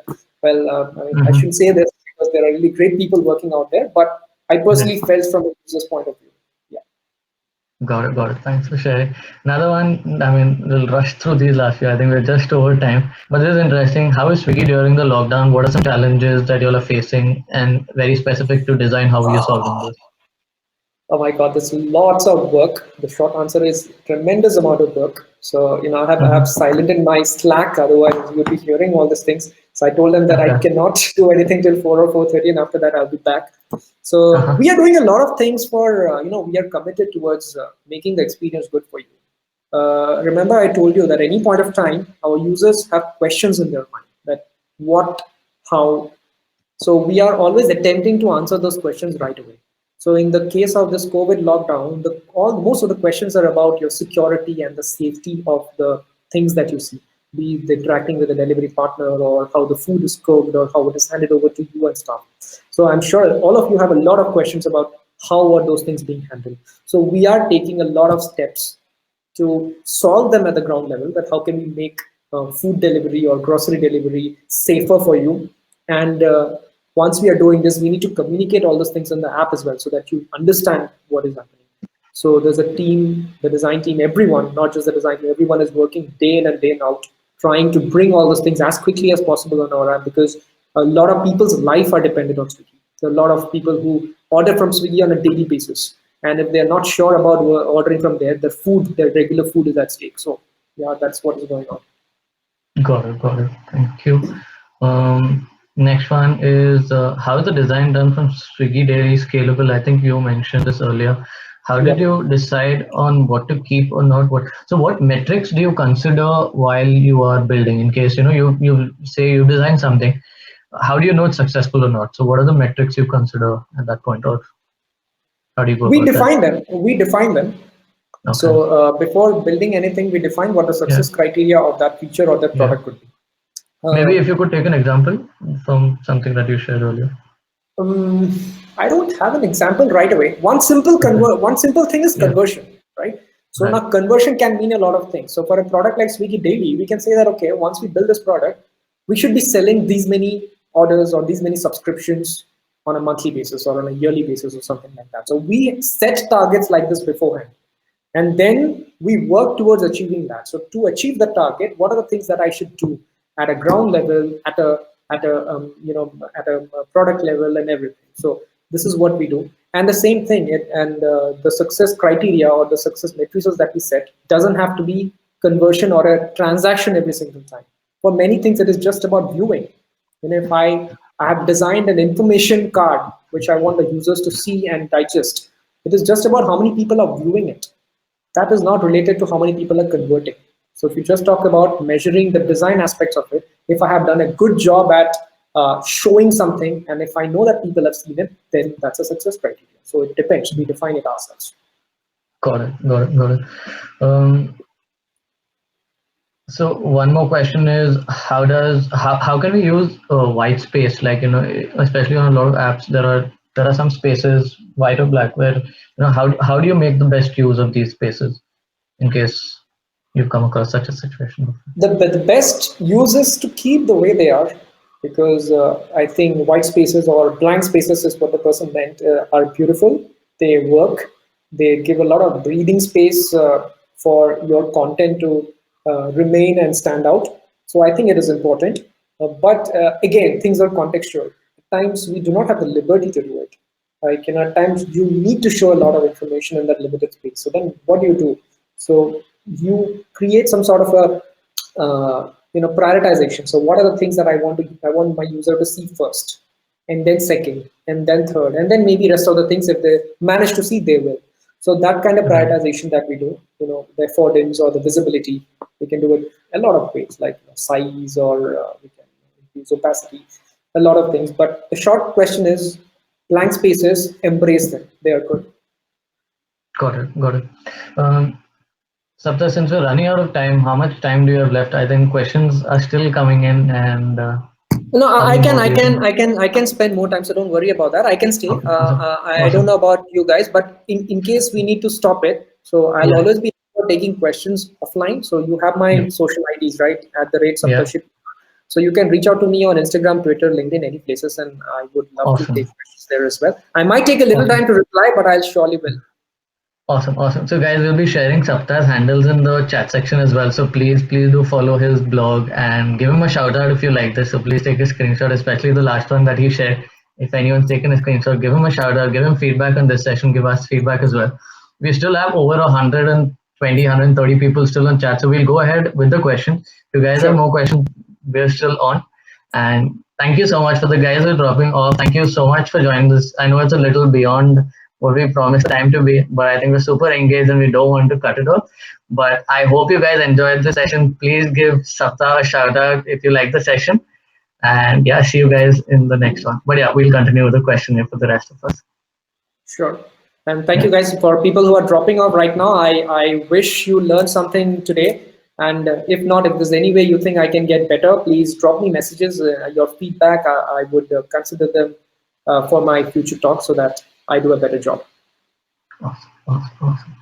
So continuing with the session, next one someone asked is how does hiring happen at Swiggy? I think what they mean is um, how does design hiring specifically happen and what might be your deal breaker for you? Okay. Design hiring. If you have questions like, do we have an openings right now? We do not right away. Maybe in the Yeah. future. But yes, I'll tell you a bit about the process. So Mhm, you need to have at least three things in you. So that's at a very high level when I'm saying. So either you need to have a great portfolio to even get a mhm, shortlist. One, mhm, or you need to be known in the field. That is, by known as in you have worked in certain companies and we know the companies. Even though as an individual you're not known maybe, but if you have worked for companies and we know your work, then yes, we will consider you. And the third thing is, if you're known as an individual, if you're known as an individual that you have done some good work in the past, we would consider you. And if all these three fails, then if you still get shortlisted, case study is the way to go about. We give you a case study so once you're shortlisted, you get on a casual call with one of the team members, where we talk about not just design, about anything, about your likes, dislikes, everything. And then we get on a slightly bigger video call, where we discuss some aspects of the portfolio the person already has. Maybe the candidate takes us through one of the case studies, anything which they have in their portfolio. And after that, we give a design case study. And if everything goes well, we invite the person for a face-to-face interview. And during the face-to-face interview, it's the face-to-face interview is less of skills and more of culture fit, I would say. But yes, we do evaluate some skills as well. So different people come and meet you. And yes, I'm calling it meeting you and not interview, because I think interview is a two-way process. The candidates interview the company, and the company also interviews the candidate. So it has to be a match from both the sides. Not one person is never at a higher stake, is what I personally believe. And people come and talk to you and understand, would you be the right fit for the company? Would you work in the pace or in the way, in the style that people at Swiggy do? If yes, then yeah, you are rolled an offer. Got it. Got it. Thanks so much. What is a deal breaker for you in case you have two candidates very similar in terms of everything else?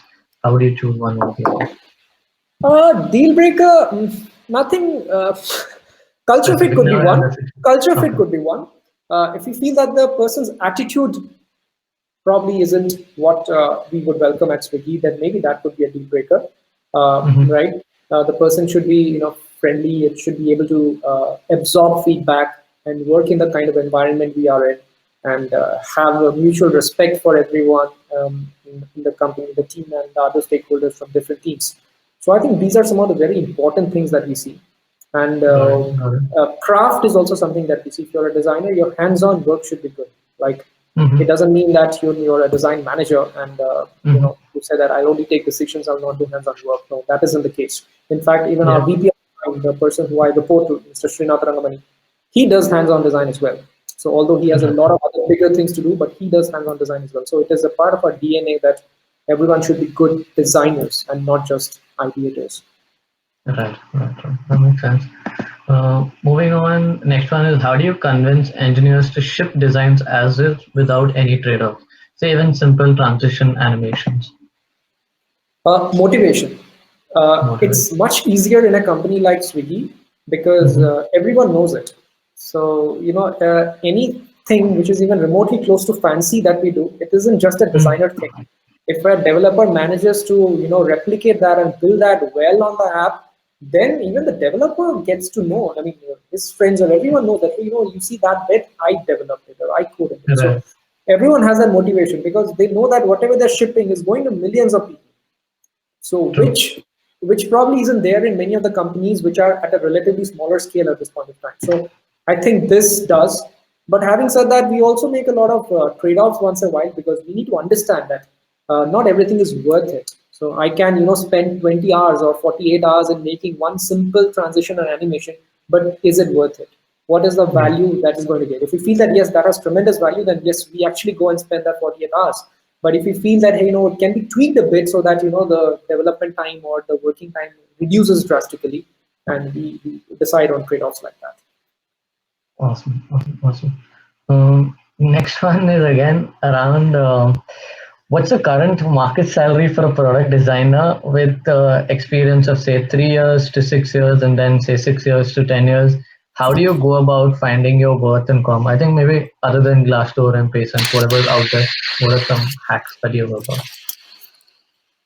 Uh, that's You don't have to a share specific figures, Correct, just correct, whatever you're correct. I know that comfortable there with. is no Yeah. generic answer for that, honestly. And in the startup industry, especially in India and also in the world, I think we have gone past the phase where we count the number of years of experience that you have. Because I don't believe, and neither do any of these companies believe that years is the right unit for experience. Because Right. someone could have spent 10 years doing something but Mm-hmm. yet not attain a certain level, and someone else could attain that in just 3 years. So years is not something that anyone looks at. It's your work, it's the value that you can drive, right? So even in the industry, if you see, I mean, I personally have seen a lot of people with much lesser experience than me, or maybe are working at a higher level, perhaps drawing more money than me. And I've also seen a lot of people with a way more experience than me who are working at a much lower level and perhaps drawing a lower money. So, short answer to your question is your money is directly proportional to the value that you create, and how much value you create totally depends on you. It is you can spend a lot of time and improve every skill, be it your design skill, be it your communication skills, writing skills, or anything. Learning a new language. And just give me a sec. I dropped my Yeah, AirPods. yeah, sure, sure, sure. So if you manage to do that, if you increase your value, you will be compensated. So you can get paid a lot. Doesn't matter how many years of experience you have. Trust me. Got it. I think that makes sense. And on the second part, do you want to help them understand how do you go about maybe building that career trajectory, or how do you go find out what is a good, like maybe when they are negotiating salary, how do they go about it? Okay. Um, sure. So one thing that is very important nowadays is, and it is also much easier with the presence of social media, is you should make your presence known. You may be great at what you do, you may be a great designer, but if people do not know you, you are nobody. That is the harsh truth of today's world, and it might get difficult for people who are towards the introvert side. But trust me, this is the way, right? So see, today I'm speaking here. I'm the speaker today. It doesn't mean that I'm the most learned person in this field. It's just because some of you have known me, maybe Suhas and Devi have known me. They've known me because I have maybe done something and posted it on social media, or I have done similar talks. That is just because I was out there. You guys know me, and you invited me here. But there may be a lot of people who are way better than me that you and I do not even know. They're somewhere doing great job, but nobody knows them. So first important thing is make yourself known.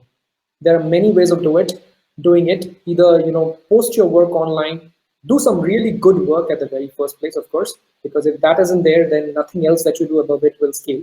Do some great work, post it to the world, try and solve some real problems, show it off in different places like Twitter, LinkedIn, and all these places. Write about them, post in media.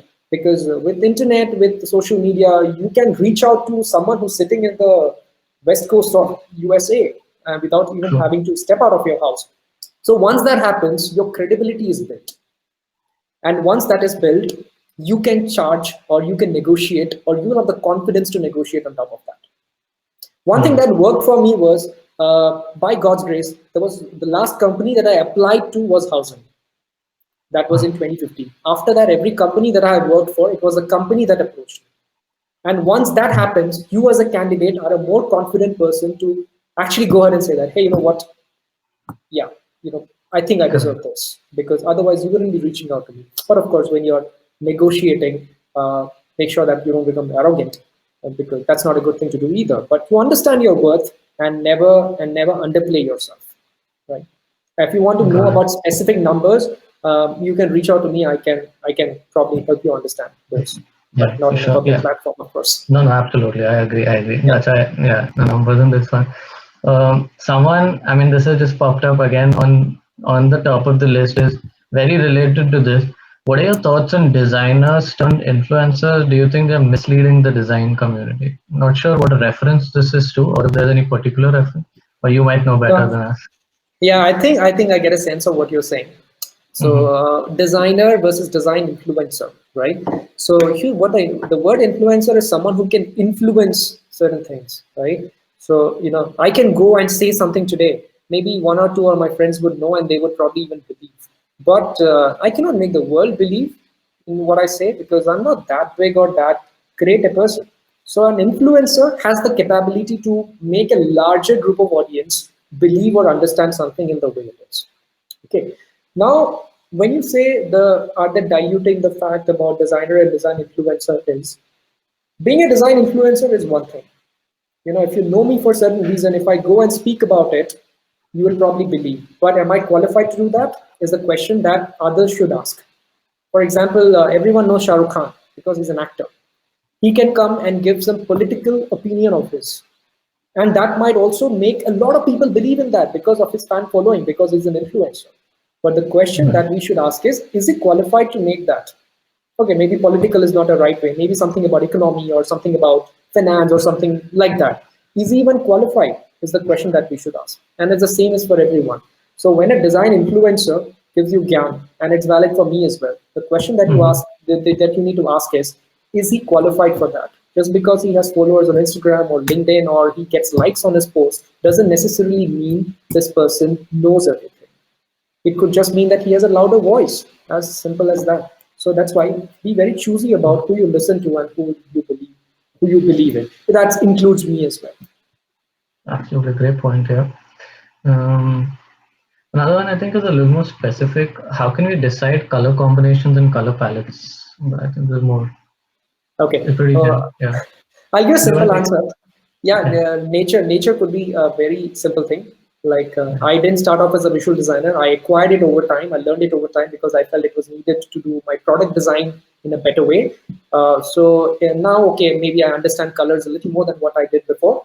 But in my initial days, I would stick a lot of things to nature, because when I see that that orange sky or the blue sky is becoming orange because the sun is setting, and then there are green leaves, it looks great. So maybe I would take a picture of it and then put it on my artboard and pick some colors from it because I know that it works. I saw it being worked. Or I see a hoarding or I see something on magazine. I see a certain interesting combination. So it's nothing but following. When you do not know, you just follow other people and you pick up combinations.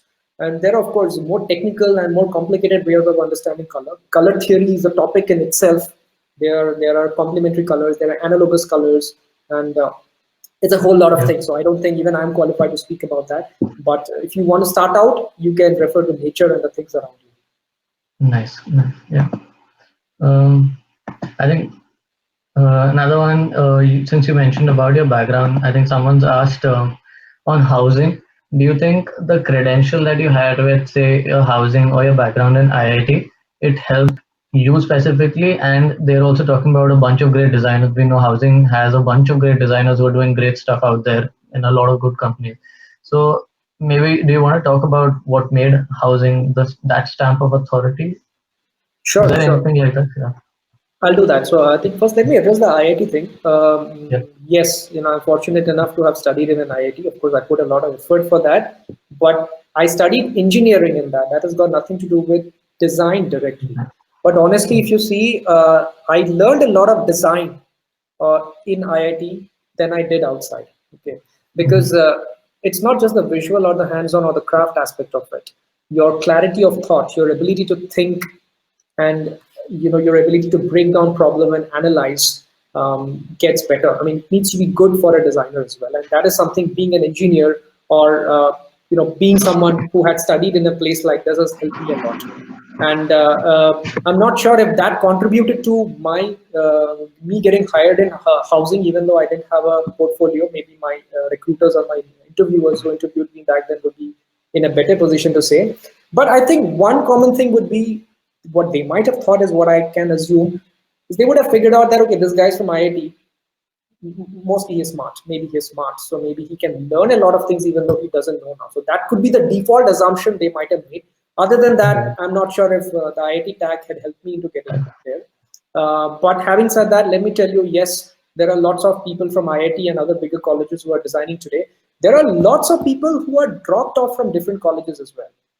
So what I'm trying to say is your college, your alma mater, your degree has got nothing to do with what you finally do. You can attain all these things without having to go to any good college or any college at all, right? Yeah. So, yeah. Yeah, no, that makes sense. I'll just bring up, I think, another question very related to this since you're on the point. Your thoughts on certifications and networking for designers mainly? Certification, I'm not the right person because I myself haven't done any sort of certification. Yeah. Whatever I do and I speak about are the things that I have learned myself by reading from various places or from the experience or working at various places. So Networking you believe certainly that's good helps. enough, right? So you believe that's good enough? Yeah.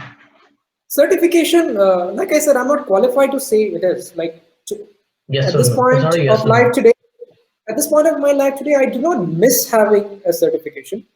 But it is, I think certification is just a small verification to your credential. That's about it. So, because I know a lot of people who have certification but who do not do good job. And I know a lot of people who do not have certification but does great job. So I cannot bring a one-on-one connection to it. But yes, if you think certain things would add value to your proposition as an individual or as a designer, please go ahead and do it. And networking personally has helped me a lot. I do not miss any opportunities of networking, be it with folks in India or even outside. Like I have said, you might be the greatest person, but if people do not know, you don't exist. So networking is another way. Like, it is beyond the digital, but physically. So meet a lot of people, exchange of ideas, it helps. Awesome. Thanks so much. I think we'll take 5 questions to end the session. I think the questions that are coming, I don't think it's going to end today. So again, just going by a random pick now. So someone's asking about, does the Z framework for website design actually work? If yes, what are the main reasons for this success? If no, what are some other layout options? Okay, first of all, I do not know what the Z framework is. I think you mean in websites where, say image text, then text image, if that's what you're talking about. So sorry, like, I do not know a lot of names, but I know how they work. Maybe I just don't know the names. Okay. So It's about, if you're talking about website, I think someone had asked about a landing page versus a Yeah, product in one of the previous questions. So what I yeah, have, what I derived was what the person meant was a marketing website versus a full-fledged project. So for a marketing website, I think it does, because it's just an information. You are trying to communicate some sort of information, and the work that you're trying to do here is how effectively can you communicate this information, be it text or images or videos, anything. So, if you think that Z layout works, maybe it does. But again, there are lots of conditions. If there are a lot of things that you're showing Z, image, text, text, image, and if it's a very long list, maybe it won't work. For a longer list, maybe, where everything is, I don't know what, will it be F? All images and text on the other side might be a better thing. But yeah, I'm not the best person, maybe. got it, got it. Someone asked, how do you get out of a creativity block? Creativity block. Okay. Does that happen to you? Yeah, so it happens. It happens quite a lot of time, and I think creativity block. Along with that, I will also talk about the imposter syndrome. So at times, creativity block happens. At times, it doesn't happen, but you feel it has happened. You feel that what you're doing Hmm. isn't good enough, and everyone else around you is doing a better job than you. You feel that it's a creativity block, but no, probably that is just an imposter syndrome. Maybe you're just feeling that. Maybe you're actually good enough, right? So if a real creativity block happens when you're not able to think, or you're stuck, you have no idea where to go ahead, I would say change your approach, and well, change a few other things as well. Maybe it could also mean that you sit at a different place, or you do a few things which you do not usually do. Maybe go to a new place, or have a new drink, or eat a new food, or try and do things in a slightly different way than what you have done. Because whatever we do in our work, be it design or anything else, they're all derived from the things that we do and experience in our daily life. So if it's the same thing that you have been doing, it's likely possible that you may stuck at a point where you have tried and done everything that you could think of. So maybe try doing a little different things, which could help you bring a newer perspective. Got it. Makes sense. Um, just trying to pick out some. A lot of questions are very specific to Swiggy. So someone asked, yeah, I think they're going into detail. So someone asked, like, how did you end up taking photos of each meal, and what if the chef adds a new meal? So So is there so any? I think a short answer to Yeah, that. If you want a longer yeah, answer, maybe you can reach out to me. We have an yeah. in-house. Yes, maybe a company at the scale of Swiggy can afford to do that. We have an in-house team who takes care of photography and videography and all these things. Correct. Correct. I think a bunch of questions can be clubbed into how is your team structure currently, like, a hands-on product design. What is the org structure like? Maybe a manager, then your UX, UI teams. How is it organized in Swiggy right now? Okay. So we are around 20, 21 members in the design team right now, and it's headed. The head of design is a VP of design, and then there are actually four managers, four design managers. I'm one of them, and we all report to the VP of design, and we have people reporting to us. So the four managers that I have spoken about are divided into the four verticals largely. One is consumer, which I am. Then, Mhm. likewise, there's a manager for supply design, that is the product which our restaurants use. Then there is a manager for delivery design, that is the product which our delivery partners use. And then there is another manager who takes care of design operations. Of course, that is something that we are starting. We are just kickstarting it. It is not at a fully fledged state as, but the person is working towards building that design operations, which would maybe include design systems and stuff like that. Yeah, and then there are a lot of people who again directly report to the VP of design. They are in a way the common resources. For example, there are people who are involved in illustrations. The user Mhm. research teams directly reports to the VP. Yeah, so that is pretty much how the structure is. Got it. I think we have one question from Rohit. He's asked it multiple times. I'm bringing it up. So he Sure. says the roadblocker for this lockdown was put in Swiggy's consumer application. Like I think there was an update in the consumer application. Yes. He said that Yes. was really really good. But why is there nothing done on the partner application? He says that the UI UX is not as good. Maybe any specific reasons for this? Well, I do not completely agree with the fact that the delivery app isn't doesn't have a good UX. Maybe it doesn't have fancy visuals. That I can agree with because it doesn't need to be. So here's the thing, when you use something once a while or maybe once a day, the fanciness and the stuff that we do and communicate and say would make sense. But if you are doing something on a every time, that is your bread and butter. You are using that app all the time. It doesn't have to be a lot fancy because it's the bread and butter. It's the dal chawal of you.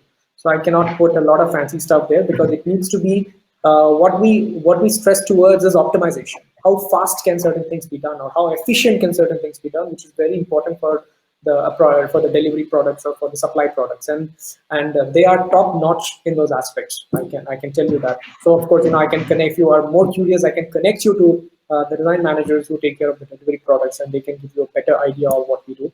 And even from a visuals point of view, I think it's quite better than a lot of other B2B products. Yeah, I think we have done a decent job in that. Awesome. Um, I think because we took one, there are now a bunch of questions in the chat as well.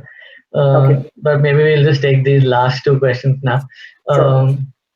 So, are there any examples where design is unified across brands, yet value proposition is varied? Any that you I remember? guess there are. I don't have Okay, any. yeah. I don't have any names right away.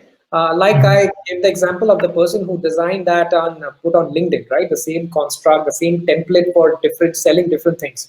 Like I mhm, personally have slightly different opinion about that, but I'll tell you an interesting thing. So there is a concept of I think they call it clone app or something. mhm, Not sure how legal it is. So there are designers and there are organizations. They create replica of certain popular apps. For example, there could be a mhm. designer who is creating a replica of entire Swiggy app, Okay. and they make it like a full UI kit and then they sell it. So they don't use Swiggy branding, of course, but if you see the layout structure, even the visual styles are very similar to Swiggy. Likewise, there are apps for anything like Uber or Flipkart. So these are called Uh-huh. clone apps. So there's some name for that. So other customers can come and buy those kits. So if there's someone else who wants to start a food delivery thing, they will probably come and buy this clone Swiggy app, and then they Mhm. will make changes over it, and then they can directly go and ship it. So they don't have to start working from the scratch. I don't know how That's legal that interesting. is, but that thing exists. Yeah. Do you guys make anything public or anything for the community? Is there anything that is open sourced in design? In design, well, not yet. Okay. There, I think at times we give away one or two things. And we might have Uh-huh. put the source files of some of the designs on Dribble on our Dribble page, Right, right, right. but not to the extent that I can proudly speak about it. Yeah, maybe we should do it a little more. Yep, yep, yep. Any creative way that you keep the users informed of an app update in a very subtle or creative way? Or is that the product manager who takes care of that? No, I think it's. I think it pretty much falls in our territory as well. Of course, ideas Okay. can come from anywhere. Ideas Right, can right. come from anywhere, from product managers or from designers. But I can't think of any interesting way of letting the user know of the update. But I can tell you Uh-huh. something which Cred has recently done on. I mean, it's not a Swiggy thing, but I would like to use. So they had an update. So they could Mhm, have simply, let you update from your Play Store or put a ticker. So what they did was mhm. they made it, okay, we have a brand new Cred waiting for it. You just pull it down, and some magic will happen, and you will see the new app. So I think that was a creative thing. So Yeah, because it yeah. felt like you won something. So what happened was that the app was already update was already downloaded and kept, and the moment you did that interaction, it just revealed a new one. Loads. So probably Yeah. it was even installed, but that you were showing the old skin just to make you feel that you have won something. So I think these small things, yeah, they matter. If you have the time, you should do it. Nice. Okay. Probably now this is the really last question that we're taking up, but it's got a bunch of Okay, upvotes so on. Has, just give Yeah, me yeah, one sec. So I will yeah. post one dribble shot which I had made. Sure, This sure, was sure. exactly about what the question was asked about, and I put it in the comment Nice, section. So this is nice. something that we planned. It was also possible, but then for the sake of time, we didn't do it. It was technically possible. It was also designed. So when we launched our Swiggy 3.0, so we wanted to do something like this. Just have a look at the shot, but we didn't Interesting. implement it in the app finally. Yeah. Okay. Got it. Got it. Yeah. Just having a look at that as well. And yeah, this has got a bunch of upvotes on sliders. I'm asking you. So again, it's around hiring. Would you hire a designer who shipped a not so good visual UI due to constraints? It can be engineering or business constraint, but the app was really functional. Um, but what happens is while he is probably trying to apply somewhere, it doesn't look that great in the portfolio. So how do you explain this situation and how do you get past that hiring barrier? Two things here. First of all, I will see what role I'm hiring for. Does the role needs the candidate to design something which is visually very appealing? If that is the case, if I want to say, especially in the consumer side, we do some visual stuff as well. So if it is for that kind of a role, I would delve deeper and see that okay, maybe the product that you shipped wasn't visually perfect, but if there's anything else that you can show me, which suggests that your visual skills are good enough, but for some constraint it couldn't be shipped, then that should be fine. Or if the role doesn't demand for it, I think I'll be more than happy to hire someone who has at least shipped a fully functional product. Mhm. Got it. Yeah, I think a bunch of questions. I think great questions still out there, but guys, we're really running out of time. I think Sapta also needs to rush back because you guys know the situation right now. But thank you so much for joining us. He's shared his links. We've shared his profiles in the comments as well. So please do go connect with him, follow his blog, join our communities. And if you guys want to see similar session, if you want to see Sapta again, give him a shout out. We'd love to bring him on again and let him know maybe in a couple of months down the line, let him know what kind of topics you guys would like to listen. Maybe you could push out some of these on his blogs in the meantime. So yeah, thank you so much, Sapta. I think this was really interesting for me personally, and this was really engaged session, especially on Slido and on the chat section. So thank you so much for being with us today. And we have a surprise for you as well, which will be coming shortly. Sorry, due to the Okay, lockdown. Yeah, okay, but yeah, thanks again. okay. And guys, please do give Sapta a shout out if you liked it. And yeah, thank you so much to all of you all for joining us. Hope you guys enjoyed the session as well. And please do share feedback. Doesn't matter. We know we had a couple of challenges today with the session, but maybe we're just taking all the feedback in, and maybe for the next one we'll have all of this sorted. So thanks again, and have a safe wherever you are. Please stay safe. Sapta, And you any guys, final thoughts? Yeah. thanks a lot for inviting me. It was you guys were a great audience, and I was overwhelmed to see the number of people who joined this session today. In a Yeah. remote one, of course, I never had a remote session which had close to 200 people joining me. I was flattered. I hope I could do justice to all of you. I hope you learned something. Thanks for sharing your Saturday evening with me instead of your family. And if there's any feedback, please let me know. And yes, let's connect over social media, LinkedIn, Instagram, any place is good. And we can talk if there is any question that I didn't answer. Thank you. Thanks so much. All Guys, we also have right. the social launch. No, I'll take it. We have a social launch. So if you guys want to network with each other, we still have 80 people on the chat. So once I close the session, you'll be directed there. You can grab a table and chat with all the other people here. So we'll hang around for another 10-15 minutes there. See you guys in the next session. See you guys. Bye bye.